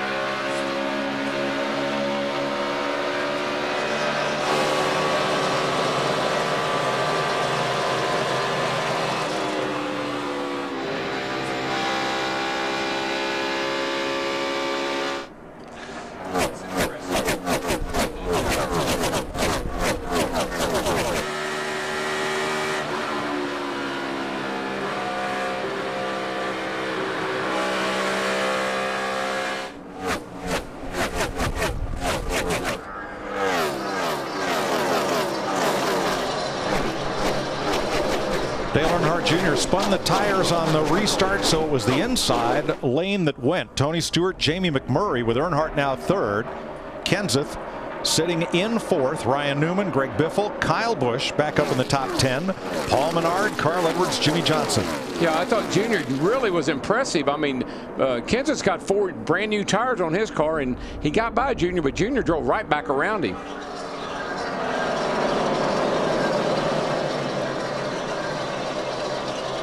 55 to go. Dick Berggren, how about Jamie Mack in second? Well, early on in the race, Mike, they thought their day was going to be done. They had engine problems. They had a mechanic inside the car. They had a couple of them under the hood, but they seem to have corrected their engine problems. 2 tires on the last stop. McMurray is now running in second spot. Yeah, we had 6 drivers go with just 2 tires. Stewart, Dale Earnhardt Jr., McMurray, Newman, Kyle Busch, and Martin Truex Jr. There you go. You know, that caution flag right there, Larry, was a perfect time for a lot of these guys. They got caught back up, and now there's some guys that are going to be players in this game, and there goes one of them right there in that 99 car. He struggled a little bit today, but right now he's back up in the top 10 and looking pretty racy. Yeah, I would be hesitant to say that we are finished with cautions, but it put every driver about 8 to 12 laps outside of being able to make it to the end. Last year, Carl Edwards won this race, but didn't lead till lap 152. I wondered if we should come in and top off there. We had talked about it. I didn't want you to top off, or I would have told you to. Everybody is talking about 6 laps to be short here.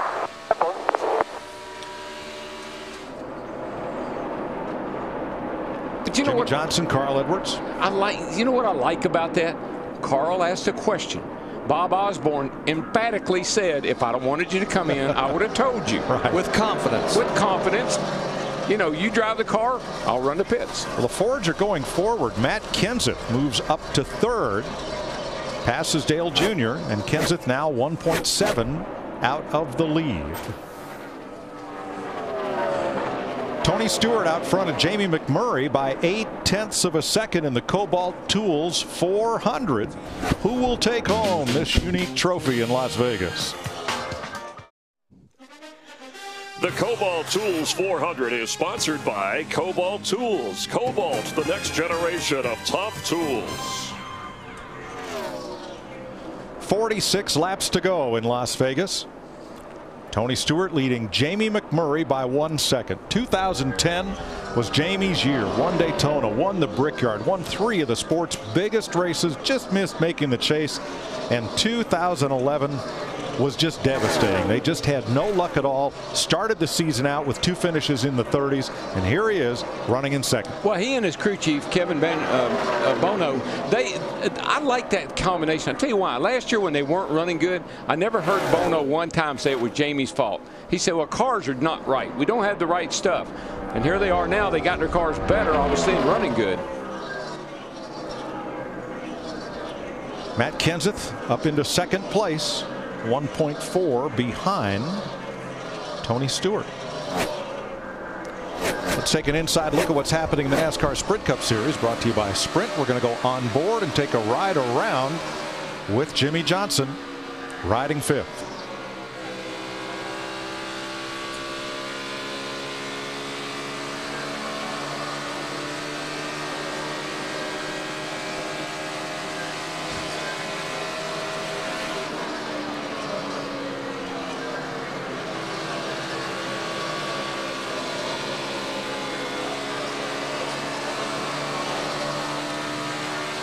Check out NASCAR Sprint Cup mobile app on your Android-powered device on the only national carrier with truly unlimited data. Learn more at sprint.com/speed.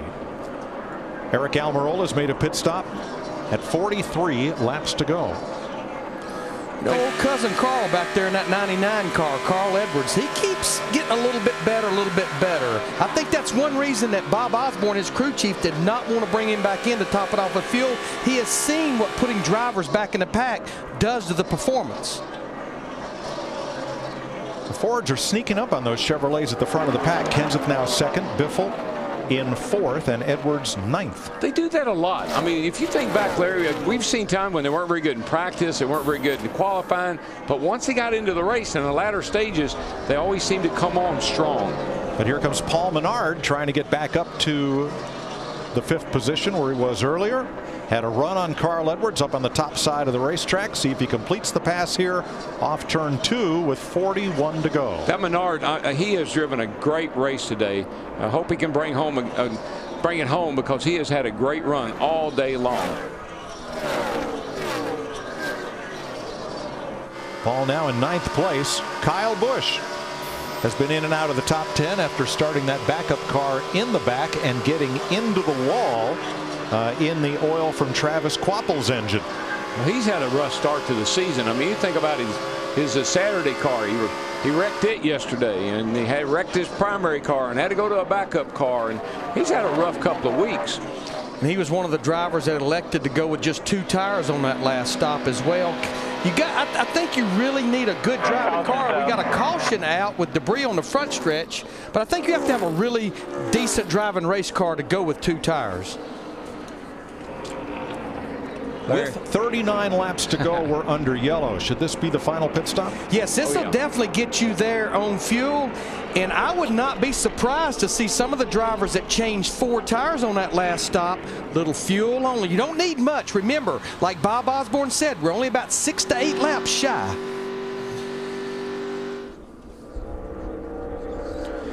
Well, Jeff Hammond, let's talk a little strategy here. If you took 4 last time, do you gamble with 2? And may some drivers take no tires at all? I think the guys are going to take no tires at all now, Mike, because we've all seen track position being so important, because I think that's what Tony Stewart and Steve Addington were planning on trying to do, is get Tony out front, tell him just to run as hard as you can, because if it had stayed green, they had to duck down pit road, splash of gas on the victory lane. Now they've got to be careful not to, once again, fall victims of staying on pit road too long. I look for those guys to go gas only once again and get out there and stay out front. I know another thing that we could see here with 21 drivers on the lead lap, we anticipate all of them will pit. If you're only there for a few seconds, you have to be heads up, because you'll be leaving your pits as another driver's coming in, and we see a calamity a lot of times. What if I stayed out? Can I make it? It's going to be awfully marginal. I do not want to put you in that boat, because we have too many unknowns, just like what we saw at Phoenix last What if that's the only way I could win this race? Well, now you'd have to run 61 laps, and some of those laps will be under caution. Ooh, that's a gamble. That's still about 8 to 10 laps. Yeah, they were 6 laps, so 6 laps is... All right, pit road's open. Jeff Burton gets the free pass. Let's start with Dick Berggren. And Matt Kenseth currently running in 2nd position. Just minor changes, going to tighten the car up just a little bit. And Jimmy Johnson running in the 5th position. Minor changes there. Matt. Tony Stewart's car was about 6 laps short on fuel. Addington has made the call. They are just going to top him off to try to keep as much track position as possible, Krista. Greg Biffle was told by his team, we have to stop. We could not have made it the distance. They decided they needed about 3 seconds of fuel. That is all they're getting. Tire changes for Denny Hamlin, Jeff Gordon, and Martin Truex, Regan Smith. But a lot of drivers took fuel only. Yeah, it's aggravating to have to stop for 3 gallons of fuel, but that's what you have to do. Dale Jr., Paul Menard, Ryan Newman, 2 tires. We saw drivers that changed 2 tires the last time. Drivers that changed 4 tires go with fuel only. I said it to the mid-race report. You have to do now whatever you can do to keep your driver near the front of the pack. With 37 laps to go, let's get an AT&T race break. Thanks, Mike. With Michael Waltrip, and Tony Stewart has led 93 laps. Remember last year leading the most laps here, he said we let one get away. Second sucks is how Tony Stewart put it. Right now, his strategy at this point, you said for some gambling staying out, you wouldn't recommend it. Well, but we had a couple guys do it. Clint Boyer in the 5-Hour Energy car and Brad Keselowski both decided to stay out under this caution. They've got to stretch their mileage. Are they betting that there's going to be more cautions after this? You know how things get tense at the end of these races. We saw it in that last little green flag sprint there. Guys rubbing each other, leaning on each other, really getting aggressive. It was a circuit breaker that ended Tony's run last week in Phoenix. He's trying to be a circuit breaker today, win for the first time here in Phoenix. Who has the best chance to unseat him if we don't see another caution? Well, a couple of Fords are really fast, Kenseth and Biffle. They both have better tires on the left side than Tony has too. Can they use those better tires as an advantage and put Tony in their mirror? I don't know. Tony's been awful strong, but I like those tires on the Fords. The Jack Roush Fords have won half of the race races that have been run here in Las Vegas. The disappointment of Carl Edwards, who really eighth his best so far. He started 21st. Well, kind of like Darrell said, he's been Casey Kane-ish. You know, Casey got back around 10th or 12th, and he hasn't been able to go anywhere. Carl's in that same boat. And look at Kyle Busch. He started last, drove all the way to the front despite running into the wall and being in a backup car. But once he got to the top 10, hadn't been able to go any further. So those are some guys who felt like might be stronger than they are. You know, Michael, we saw Dale Earnhardt Jr. lead the first 43 laps of this race. He's led 70 total today. That's more than all of what he led last year, which was just over 50 laps. What kind of opportunity do you give him? And you've talked before about being out in front versus being in back of the pack a little bit. Yeah, he's in the top 10. He put himself on the front row for a restart, but he spun his tires and lost 3 or 4 spots, was able to hang in there, but not as well as Tony. 2 tires on that 88 car of Dale Earnhardt Jr.'s didn't work as good as the ones on Stewart. The last 9 races that Dale Earnhardt Jr. has actually led, the most laps that he's failed to win, running second here at the moment behind, as we said, Tony Stewart, your race leader, and leading 94 laps. Let's see how our drivers are doing in the AT&T Fastest Driver Challenge here. And you can sign up to play AT&T Fastest Driver Challenge next week by texting FAST to 34763 or go to AT&TFastestDriver.com for a chance to win 4Gs. Brought to you by the nation's largest 4G network, Rethink Possible. Speaking of next week, it's been a rough day for the Busch brothers, but when you go to Bristol, as we will next Sunday, they always seem to do well there. This is Thunder Valley. The 3 R's of racing: wrecking, retaliation, and rivalries. She's a lot like a heavyweight fight. Rubbing is racing. You've got to either be worried about getting run over or running over somebody else. It's the world's fastest conveyor belt. That's Bristol. This is where the Thunder rolls. It's all about the wild thing. Thunder Valley. We'll see you there. Next Sunday with NASCAR on Fox, Eric Almirola took the wave around. As we get ready to go back to green, the 2 drivers on the front row did not pit. There's Almirola's car, the King's number 43. Interesting story there. Taking a page from Major League Baseball, Richard Petty now has racing fantasy camp. A bunch of folks are here to hang with the King at the race. Then they'll go run the Bull Ring at Las Vegas on Monday, drive the Super Speedway Tuesday, and a road course Wednesday. Fantasy camp. Pretty cool. All right. Clint Bowyer and Brad Keselowski stayed out. Here's the Keselowski decision. Staying out, no matter what these cats do in front of you. Staying out. Staying out. There you go, bud. Clean air. Ask and you shall receive. Before pit stops, Bowyer was 13th. Keselowski was 14th. Steve on Bowyer. And crew chief Brian Patty told Clint Bowyer, go ahead and pit. We'll finish 13th. Stay out. We could win this thing. They're going to go for it. That's my strategy. The only way I can win this thing is maybe stay out. I'll take a chance. And by the way, before we go green, I want to say hello to my sweet wife back home. Thanks, Darrell. Stevie a little bit under the weather, and hello to Walter Cox from our NASCAR on Fox staff. Little indigestion put him away from the racetrack today. Green flag. Oh, here comes Stewart to the bottom. 3 wide for the lead. That's Vegas, baby. Remind me of Tony Stewart of Homestead back in November when he knew what he needed to do.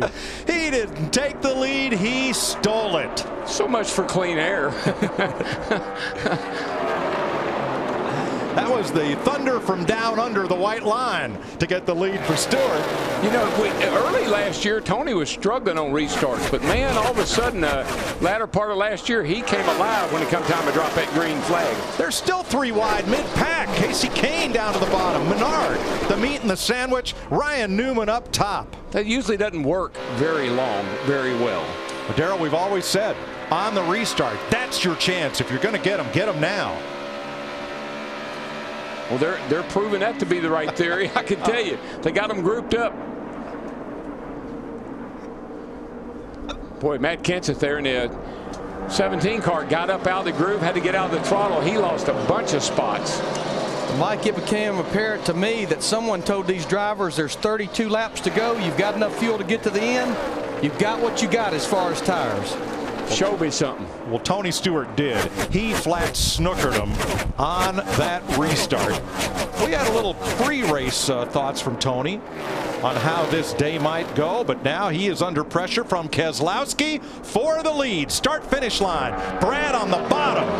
Dead even at the line, and Dodge out in front, turn 1. You know, Paul Wolf has won a couple of races for Brad by gambling.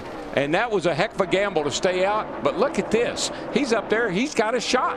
Didn't quite get the lead, but Keselowski just ran his fastest lap of the race. And I think he did that by how he drove that thing off into turn 3 the last time through there. Now let's have a listen to what Tony Stewart said to his team in pre-race. Careful today, guys. Just do what we've been doing. Haven't had any luck here yet, but this will get us turned around here today.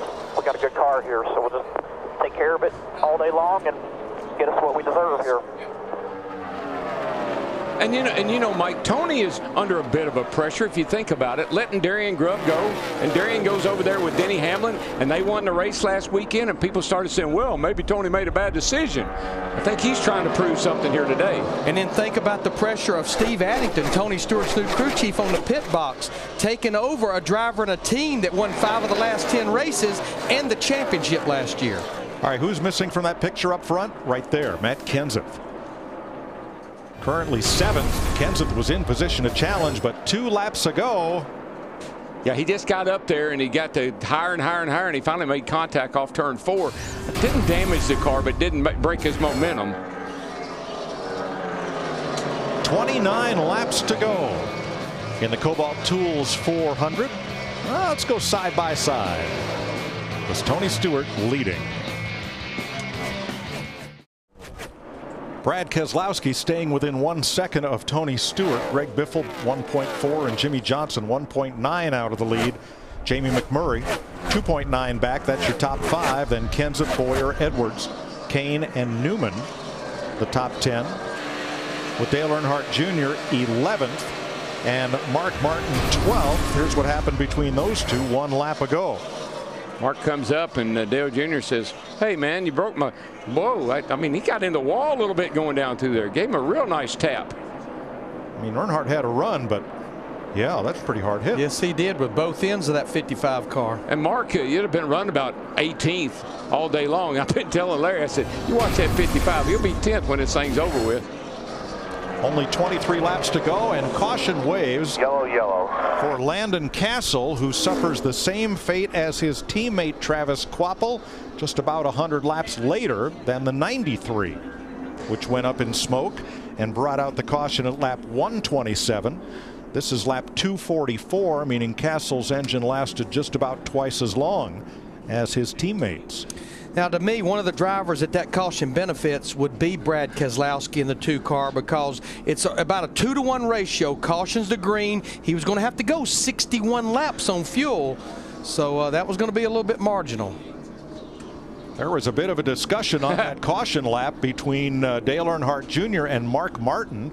They got side by side and kind of close enough for hand signals up in turns 3 and 4. Mark's got a lot of damage to his car, and he drove up along the side of Dale Jr. and expressed his displeasure with that young man.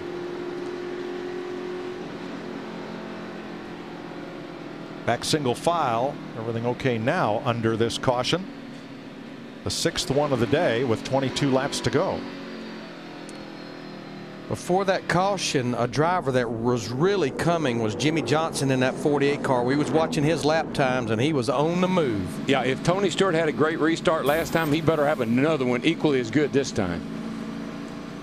Joey Logano will get the free pass under this caution flag and be back on the lead lap. We'll restart with 23 lead lap cars. With 22 drivers on the lead lap roughly, and then as you said 23, Mike, I don't see anybody in the top dozen coming to pit road. If you're one of the drivers that are at the back of the lead lap, you know, why not? Come for adjustments, come for tires. And I think we're seeing it starting with Kyle Busch in the 18 and a lot of drivers that were behind him. But Larry, Menard, Ambrose, Harvick lead the pack onto pit road. Right now is when the great drivers and the great athletes shine. This is an opportunity. Tony Stewart has dominated this race, but this is an opportunity for Jimmy Johnson or Greg Biffle or Matt Kenseth to step it up a notch and go up there and take the win. Denny Hamlin and Jeff Burton also came to pit road. 4 tires for Burton, left sides for Harvick. Great athletes want the ball. You know, they want to catch the winning touchdown. They want to hit the winning three-pointer.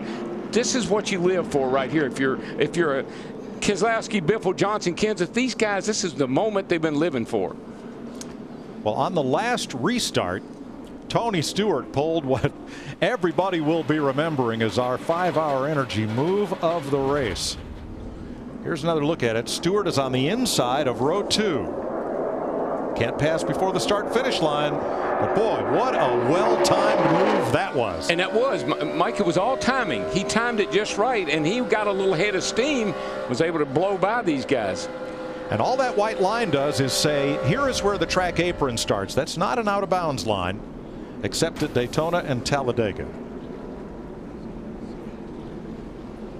We'll go side by side with 21 laps to go. Under caution, Tony Stewart leading Brad Keselowski and Greg Biffle. Welcome back to Las Vegas, where the trail of Speedy Dry goes from the exit of turn 2 all the way halfway down pit road to where Landon Castle turned into the garage area. That's why we have a lengthy cleanup for this 6th caution flag of the afternoon. Tony Stewart leading Brad Keselowski, Greg Biffle, Jimmy Johnson, and Matt Kenseth. Well, we listened in on Brad Keselowski's team communication during this caution. We can't let ourselves be intimidated by any of these guys. When it comes time, we just make sure we're aggressive. I agree with you, man. Brad Keselowski being worried about being aggressive? I don't think so. I don't know if Brad Keselowski is worried about Tony, but if I were Tony, I'd be worried about Brad Keselowski, I can tell you that. It's been a long time since I've seen Brad Keselowski intimidated by anybody. Now, of the drivers that pitted, Paul Menard came out in 17th. Krista. Greg Biffle definitely a factor in these closing laps. He said last year we had good cars, but we couldn't seal the deal, and that takes a toll on you mentally. We made changes in the offseason, and it is paying off. Words cannot adequately express how badly the Biff wants this win. He is 3rd. His teammate Kenseth is 5th. His other teammate Carl Edwards is 7th. I love the Biff. You know, after Daytona, everybody said he didn't try to win the race. He was so, his sarcasm, obviously. He said, nah, I didn't want to win that race. Didn't pay but $1.5 million. Had to go on that media tour and do all that stuff. and then when people called him on that and thought he was being serious, he said, now wait a minute. We downloaded the data in our laptop computer. We'll show you the data, and the throttle trace said 100% throttle 100% of the time those last few laps. But you know, we talked about it at the top of the show. This race a year ago is where I think really frustration started setting in for Greg Biffle. He had a race car that could win this race, and they couldn't get fuel into it. Well, that and maybe Charlotte with his cool box. All right, 18 laps to go. Chris Myers. 11 leaders, 16 lead changes. If you tuned in a little bit late, it was Dale Earnhardt Jr. Casey Kane on the pole, but Jr. led the first 43 laps, led 70 total in the race, more than he had led the entire season last year. Jimmy Johnson went from 40th in a backup car out in front and led for a while. Johnson led 35 laps. But Tony Stewart, you saw him at a restart moments ago. He shot in front, said that's what they pay me to do. Remember, he's the owner driver. He's led the most laps, closing in on 110, and right now has the lead over Brad Keselowski and Greg Biffle. Of his 44 career wins, only one of Tony Stewart's victories have come in the month of March, and of course he's still looking, Mike, for that first Las Vegas win. The one thing these guys have got to be aware of, clean them up. That spotter, that crew chief, clean them up. Get the tires clean because they've been through all that stay dry. You don't want to spin the tires on this restart. That happened to Dale Earnhardt Jr. earlier in the race. So of the cars that just pitted, Paul Menard 17th, Kyle Busch 18th, Ambrose, Harvick, Burton, Hamlin, and Logano at the tail end of the lead lap. Tony Stewart in a Chevrolet and Brad Keselowski's Dodge are going to lead them down for this restart. It'll be 17 laps to go in front of a packed house in Las Vegas. Green flag. And Brad spun the tires just a little bit. Not much, but enough to lose momentum. And Jimmy Johnson in that 48 and a whole bunch of other drivers are going to take advantage of that. In fact, Brad Keselowski, he can't go. There's something wrong with the car. He spun the tires. I bet he missed a shift. Falling like a rock through the field. Something's up big time. And that gives Tony Stewart a 4-car length lead on the Biff. Here comes that 48 car, though. Yeah, it won't pick anything up. Keselowski will pit. Stewart across with the lead. Well, as I see him struggling with fuel right now as he comes to pit road, A.J. Allmendinger in the 22 car, his teammate had an issue with fuel pressure earlier. What's you were talking about fuel pressure? Here comes pressure for Tony Stewart in the color of a blue car with a 4.8 on the side of it. Keselowski, you saw him drop back through the field there. As everyone else was coming to speed, he will go a lap down as he gets gas. And Jimmy Johnson, the new second-place car, closes to within 2 car lengths of the lead. He that was last shall be first. Started at the back in a backup car after a practice crash yesterday, Jimmy Johnson. And Larry, I know we've said this a couple of times, but I knew when that car hit the racetrack, as soon as they rolled that car out, it was a better race car than what they wrecked. At least the practice speeds and the way it looked told us it was. Jimmy has won 4 of the last 7 Las Vegas Sprint Cup races. And Jimmy Johnson just ran. So did Tony Stewart. Fastest lap of the race. All the top 5 just ran their fastest lap of the race just now. And Tony Stewart's looking in his mirror and he's saying, oh, and you can fill in the blank. But Jimmy Johnson said this week when he was asked about being at such a points deficit after that penalty at Daytona, which the appeal will be heard Tuesday, what do you think? He said, sounds like to me, we need to go out and win some races. 13 laps to go. We'll go side by side for the final time before the checkered flag today. You're watching NASCAR on Fox. A hard hit for Kurt Busch puts us under the 7th caution of the day. Said he cut down a left rear tire, ran over a piece of debris. Here's a look from Kyle Busch's car. Still clear. Spinning behind you. You can just see it looked like the right rear went down and the car just yellows out. Immediately turned.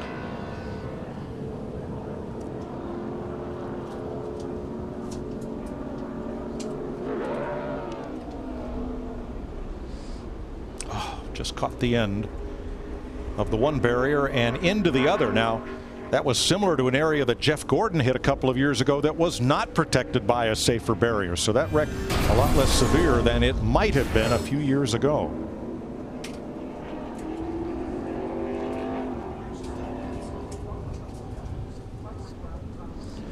Tony Stewart, Jimmy Johnson 1-2. If you look back in history, NASCAR's greatest 1-2 punch ever, Richard Petty and David Pearson. 63 times, stock car racing's king and the Silver Fox finished 1-2. Pearson having a little bit of an edge in the finishes.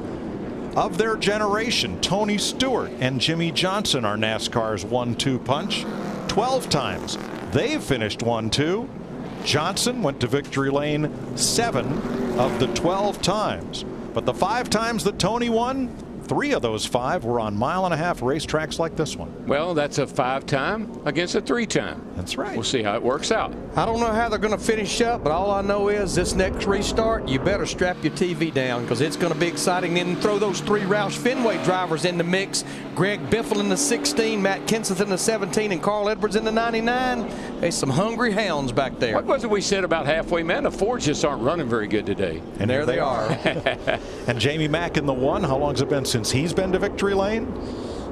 Casey Kane in the 5, our pole sitter. Clint Boyer in the 15. Ryan Newman and Dale Earnhardt Jr. your top 10 for this restart. Roush Fenway Fords 3rd, 4th, 5th right now. And nobody knows how important a win is more than Tony Stewart, because that's how he won his championship, by having more wins than Carl Edwards last year in 2011. David Reagan getting the free pass. And now this does play into Clint Boyer's hands. Remember, he did not make a pit stop at lap 230, but these additional caution laps will likely allow the 8th place car to get to the checkered flag. And remember, you live for this moment, but you can't let this moment overcome you. You got to stay cool. Take all the skill you got, bring this thing home.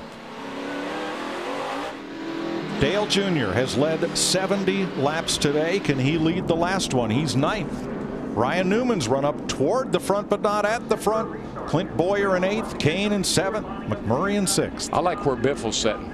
he could do exactly what Tony Stewart did on that last restart. He could go by both the 48 and the 14 going into turn 1.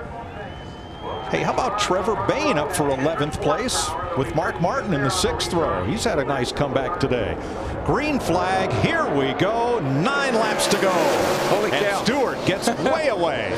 Nobody going to do anything with that. But I think at the same time, Jimmy Johnson in the 48 spun his tires just a little bit, just enough to let Tony really get away. Yeah. Nobody's been able to touch Tony Stewart on restarts today. No, sir. That thing took off like a shot out of a cannon. 23 cars on the lead lap to finish it. It'll be 8 to go when they come around. Oh, I tell you what, I don't think we'll make it to the end without another caution. No. Trouble, Kyle Busch, turn 4. Around he goes. No caution.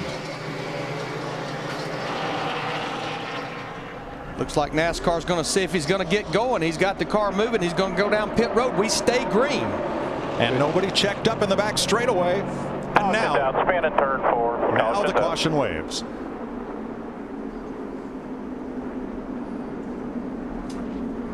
Well, I thought we were going to get, I felt there'd be a caution, but then when I saw the 18 spin down out of harm's way and he got going, thought we might be all right. Let's have a look at what happened here to Kyle Busch, right in the middle of your right side of your screen. He's underneath Bobby Labonte, and we're told the left rear tire went flat. Same thing that happened to his brother Kurt Busch, just a caution before this. Yep, definitely. Okay, re-rack. Set him up. Jimmy Johnson, the 48, get another opportunity. The orange cone. Our friend, the orange cone, had a tough life. Who Darrell had a visit with in pre-race. That had a tough day. Going to need new shoes there. He's going to Coney Island. He's done. Is that where old? That's where old cones go. They go to Coney Island. Watch this restart. Tony looks like he was shot out of a cannon right here. Oh, you look at Jimmy, though. See Jimmy fishtail? Well, yes, but what about Biffle? What about Edwards? It's almost like they were caught napping. And Jimmy's crew chief, Chad Knaus, not thrilled with that one. Oh, shucks. They get a second chance now. Oh, dang. Guys, people don't understand how hard it is to get 850 horsepower hooked up to the ground, especially when the cars are sitting on a slight bit of banking. You saw when Jimmy tried to go to the gas up on the high side, the car fishtailed. He lost the ground to Tony. Will he be able to correct for it this time? It's very difficult to get all that power to the ground, Darrell. Well, and that's a great point, Michael, because Tony Stewart's the race leader. He's in control. He only has to act. Every other driver has to react to what Tony does to get going on a restart. Spinning your tires on a restart, the driver is ultimately responsible. But the crew chief and the spotter have got to stay on that driver all the way to the green to be sure you got those tires clean.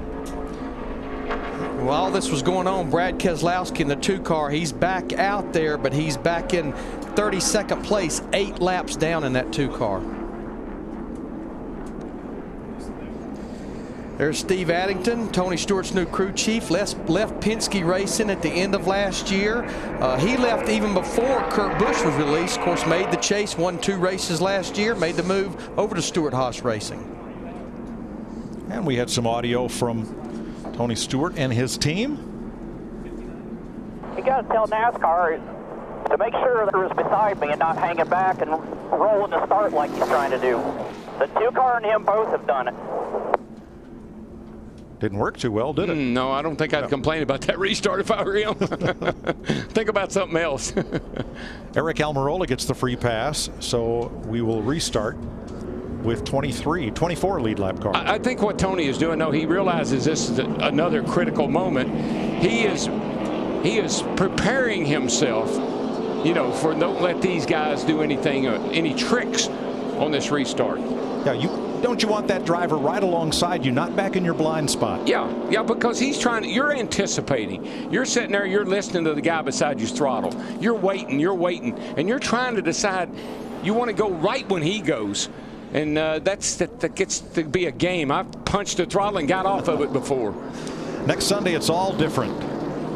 Imagine a big cereal bowl and put 43 cars in it and race them around. We'll be at Bristol next week. Bristol, Tennessee, with NASCAR on Fox. Michael? You see what Tony's doing, Daryl? He's got Jimmy up there way ahead of him. He said, if you want to play that game, I can play that game. They're trying to get in each other's head right now. Tony laying back, Jimmy up ahead of him. Oh, it's gamesmanship on these restarts, and particularly at the last one. You know, you got to be sure that you got your act together, and if you can mess the other guy up, you want to do that too. Now, one thing that's different on this restart, the two Roush Fenway drivers are flip-flopped on row 2. Biffle in the 16 outside, Kenseth in the 17 on the inside. This is kind of like icing a kicker or icing a guy at a three-point line, you know. Stewart and Johnson front row, Kenseth and Biffle, Edwards and Kane, McMurray, Newman. It'll be 4 laps to go. Green flag. Perfect time. Jimmy got it pretty close that time. A lot better restart that time than the time before. Edwards, bottom of the racetrack. Underneath Kenseth. On the outside, Biffle. Ford's 3 wide for 3rd spot. Boy, and that's 3 Roush cars right there, all on top of each other. And there goes Kenseth. Kenseth in the wall. Clear. Kane high, McMurray low, and Kenseth limps down the back straightaway as we try to stay green. Boy, watch Johnson on that high side. He's going to get a heck of a run right here. He's looking under Tony. Tony blocks. That high line can really pay off on the corner exit. 3 to go. Kenseth continues back of the pack, but on the lead lap. It's like Johnson in the 48 gets a better run off the corner, and that lets him get to the next set of corners a little bit quicker than Stewart. Well, we heard Tony say my car really is awesome getting in the corner. This is the turn 3 and 4 is where you can really make up some ground on the outside. The big winner in that dust-up was Ryan Newman, who emerged in 4th place behind Greg Biffle. 2 to go. That 14 car, though, he comes out of the bottom. He comes up out of that hole pretty stout. Jimmy Johnson trying everything he can. He went all the way to the top of the racetrack that time to try to get the run down the back straightaway. And you can see Jimmy closes down the straightaway with the momentum of coming off the corner, but he loses too much time. Now he's going to go to the bottom. That's a great move. But he drove it down into turn 3 that time, Daryl. It just wouldn't quite stick like he needed it to. Tony's car is just a little bit better. It's just good enough. You're not going to pass him. White flag. Jimmy Johnson won here on a last lap pass in 2006. But he trails Stewart by 3 car lengths out of 2. Yeah, that 14 is just too strong up off the bottom of the corner. Jimmy tried everything he could, but 14 is just stout. Turn 4, final time. Johnson arcs high, brings it down low. The defending Sprint Cup champion Tony Stewart makes it a smoke show in Vegas and wins the Kobalt Tools 400. There, Ryan Newman in that 39 car. He'd been chipping away all day long, finished 4th. Boyer in the 15, he ended up 6th. Great run, and Paul Menard stopped and got tires. Restarted 18th, and he finished up in 7th spot. Great run by Menard.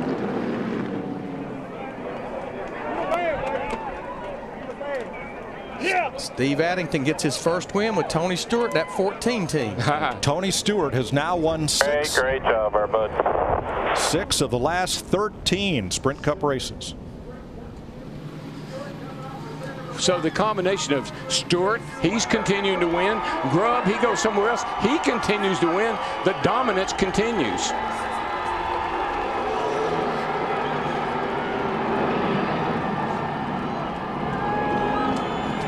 Stewart tuned up for the weekend by doing a little dirt track racing Thursday night. Started 7th. And passed Matt Kenseth as the all-time lap leader at Las Vegas Motor Speedway late in this race. Well, nobody will have to explain to him this year how they lost this race. No, because he drove off and left them. It's redemption. And this marks the 14th year in a row in which Tony Stewart has won a Sprint Cup race. It's amazing. Good stuff. You know, the Roush Fenway teammates worked really well at Daytona, but on this last restart, the 3 Fords got to battling each other. Watch the 16, 17, and 99 here. Yeah, they're all wadded up here, and it starts when the 99, Carl Edwards, goes to the apron. right here, he really puts the 17 in a box. Biffle on the outside. Right here, they're going to be some contact. But here comes Kane with a run, and McMurray. Ooh. You know what? That's actually Kane sucked the back of that 17 around. The teammates were really clean. Kane in that 5, I saw him. He had such a run through the middle of 1 and 2. Yeah, he just went outside there and sucked the 17 right around, there. Yeah, he got that little bump from Matt. He hit the wall too. Yeah. But Kane managed to make it around and finish 19th. Oh, by the way, Tony's still doing burnouts. He's going all around the place. Yeah, Matt Kenseth ended up finishing 22nd in his 17 car. Tony is now doing what Alan Kulwicki invented, the self-described Polish victory lap. Driver's side to the crowd and salute the fans. Both Stewart Haas cars in the top 5, guys. On a day we were all springing forward, 40-year-old Tony Stewart turns back the hands of time and into victory lane, the earliest he's won a race. This is the 3rd race of the season. What does that say? Usually a strong finisher at the end of the year. Thumbs up for Tony Stewart, who led the most laps and outdueled Jimmy Johnson, held him off at the end. A battle between two of the greatest drivers in NASCAR history. A couple of Hall of Famers when their time comes. And Tony in victory lane. Let's go down there with Matt Yoakum. And Tony Stewart rolls into victory lane for the first time in his career at Las Vegas. 2nd time he's ever won in the month of May. And what a way he did it in dramatic fashion.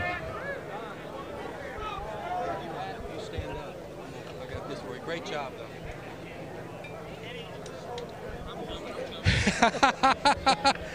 He says, I'm coming, I'm coming. The guys in the back ready to start celebrating. And what way to win than in dramatic fashion like he did at Las Vegas.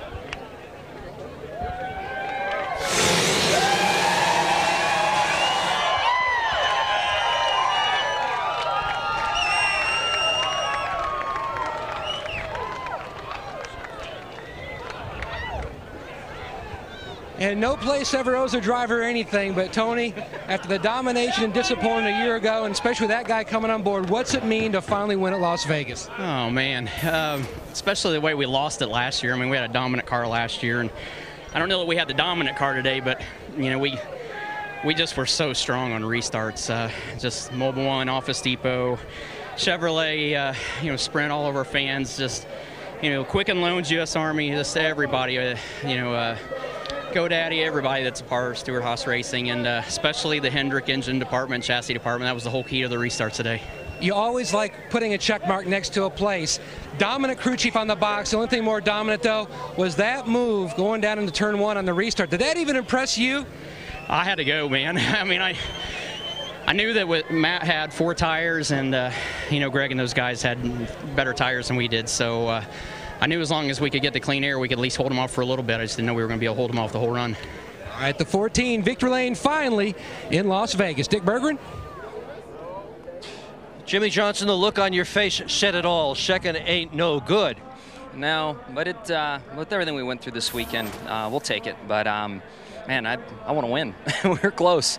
I think we had maybe a little bit more speed, but Tony could really get away on those restarts up through the gears a lot better than I could. So I've got to look into that and see if it was something I was doing wrong or something else going on there. But solid performance. I've got to stop and make mention of what Lowe's is doing with the disaster relief fund and the fact that we finished so well. They're going to put up a bunch of money for all the tornado victims. Myself and Hendrick Motorsports going to match that as well. So great day in a lot of ways. I wish we could have this Kobalt Chevrolet over in Victory Lane, but just didn't happen. I want to say hi to my wife and daughter at home, and see you guys soon. Congratulations on a fine run. Thank you. Thanks, Jimmy and Dick, with Michael Waltrip here in the Hollywood Hotel. Well, redemption in Las Vegas. That doesn't happen for a lot of people. For Tony Stewart, he was the king of the restarts today. But how about that battle towards the end? I mean, Jimmy was giving it all he had. Tony held on. That's 2 world-class drivers on the gas. They wanted that victory so bad. Tony Stewart held off a determined Jimmy Johnson. My heart was beating 100 miles an hour, Chris, because I know how bad they wanted to win, and I know that there isn't any better drivers in NASCAR than those 2 right now. 8 championships between them. They'll be in the mix again. In the mix towards the end of the race, as we illustrated, was the Jack Roush Ford drivers colliding. And let's go now to Krista, who is standing by with 2 of those. Yeah, Chris, standing between teammates Carl Edwards and Greg Biffle. Tell me about those last laps. Obviously battling teammates, and there was another Roush Fenway car in the mix too, and we're going to show it to you right now. Yeah, I just got down in there, and I was on the top, and Carl was digging on the bottom. I could see him right up on my quarter panel. I was just easing up the track a little bit, giving him room, and I got a pretty good run off the corner, and I don't know what happened behind me, so it was pretty bad behind me. I don't know exactly what happened back there. Okay, not the win, but you are the points leader. Let's get the take from your teammate Carl Edwards. What happened? Well, Matt spun his tires just a little bit on the restart, and I went down on the apron. He gave me a ton of room, and we got all bunched up over there. But I got to thank Aflac for being on board. Fast and All Ford, Subway, Kellogg's, UPS, and Best Buy. And we were not that good at the beginning of the race. It was fun to battle all day, fun to race at this place. It's slick, it's fun, and I'm glad we could at least see the winner up there. That was a good time. Strong day for Roush Fenway. Steve? Well, Matt Kenseth, tell us what happened on the backstretch on that last restart. I honestly don't really know. I mean, Carl just laid back and, got by me 3 wide, and then just didn't seem like there's a lot of room getting into one. And I did get clear behind him, and I just stopped in the middle of the corner. I don't really know what happened. I got into him a little bit, and then I don't know if I got there, pulled off my right side, or really honestly what happened. So thought I got a good start. I was waiting with Tony. I didn't lay back on Tony, and, they always do that then. It's just, you got to be ready for that. So I don't really know what I did up there. Thank you, Matt. Yep. Disappointing day for Matt Kenseth, of course, the winner of the first race of the year at the Daytona 500, and Denny Hamlin, who won last week. Can you imagine Matt Kenseth? He felt that victory. He was right where he needed to be, and then just have it taken away from him off turn 2. Very frustrating for that young man. Well, we say the teammate thing is overrated. We saw it in that case. Well, let's get some final thoughts from Darrell, Larry, and Mike. Gene Haas had never won a Sprint Cup race. He took half his chips, half his race team, pushed it across the table to Tony Stewart, said, come with me. You own half the race team. You lead this team. They just got their 14th Sprint Cup victory. They have a championship, and Ryan Newman came through that Roush Fenway battle at the end to finish 4th. Wow, what a roll they're on. And really and truly, I mean, great leaders are always second guessed. Tony Stewart is a great leader. I mean, he's great at everything he does. Every business he gets involved in, he leads it to success. That change he made, what a gamble. Let go Darian Grubb, bring in Steve Addington. But it paid off. Yes, it did. And I tell you got to tip your hat to Jimmy Johnson and his race team. When you look at the controversy they've been living with for the last 2 weeks with this penalty, the appeal be held on Tuesday. They had a top 5 finish last week at Phoenix. They go to a backup car after a practice crash, go up there and lead laps and finish second.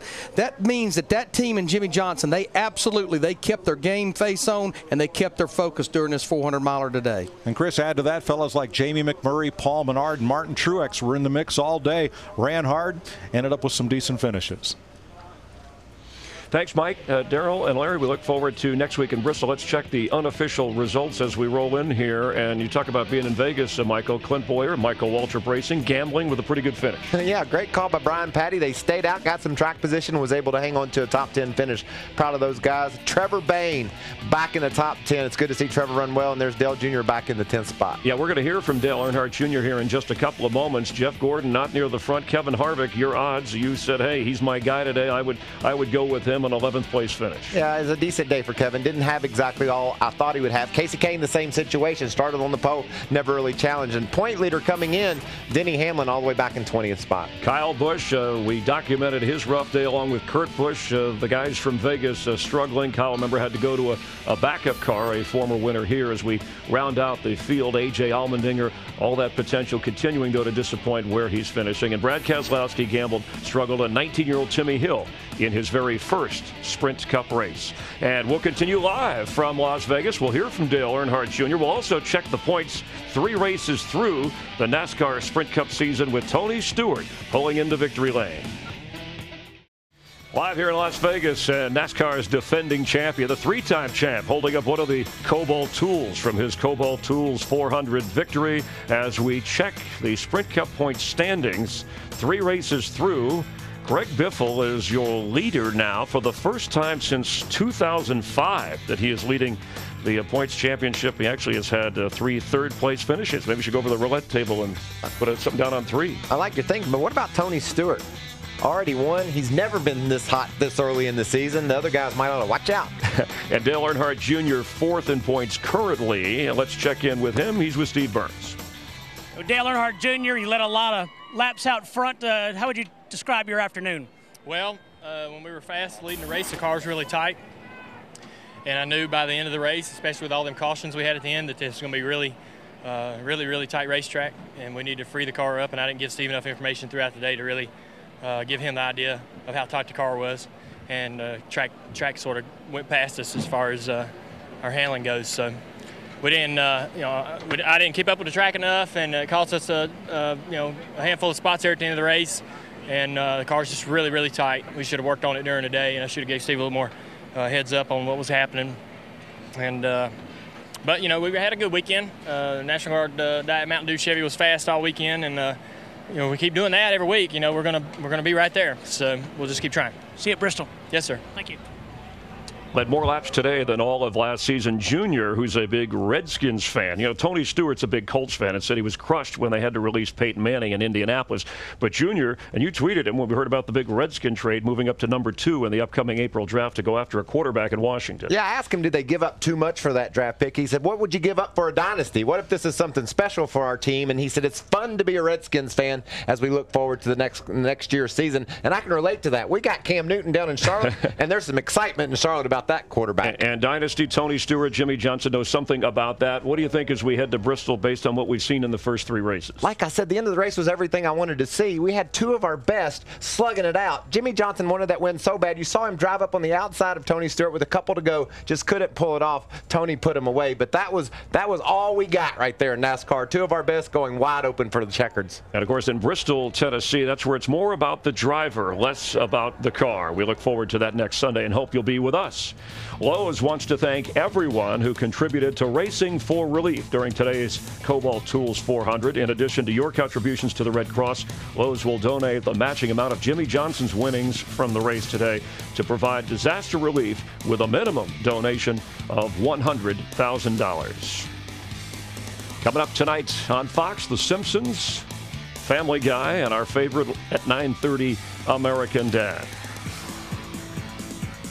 We talked about Bristol, Tennessee, some of the great racing, short track racing. Kyle Busch, 4 of the last 6 races have been won by him at that locale. And then after that, it's Fontana, California, and Martinsville, Virginia. 3 straight races on Fox without interruption. If you want more racing coverage for here and all the time, check out Speed and currently switch over to Victory Lane if you want to get a recap of what happened here in Tony Stewart's exciting victory after letting one slip away last year. He was not about to let it happen this time. For Daryl, Larry, and Mike, Krista, Steve, Dick, Matt, Jeff, and Michael, this has been a Barry Landis production, directed by Artie Kempner. I'm Chris Myers. We always like having you a part of NASCAR on Fox. We hope you'll tune in next Sunday from Bristol, Tennessee, and we thank you for watching and hope you enjoyed the Tony Stewart win in Las Vegas. And thanks for being there.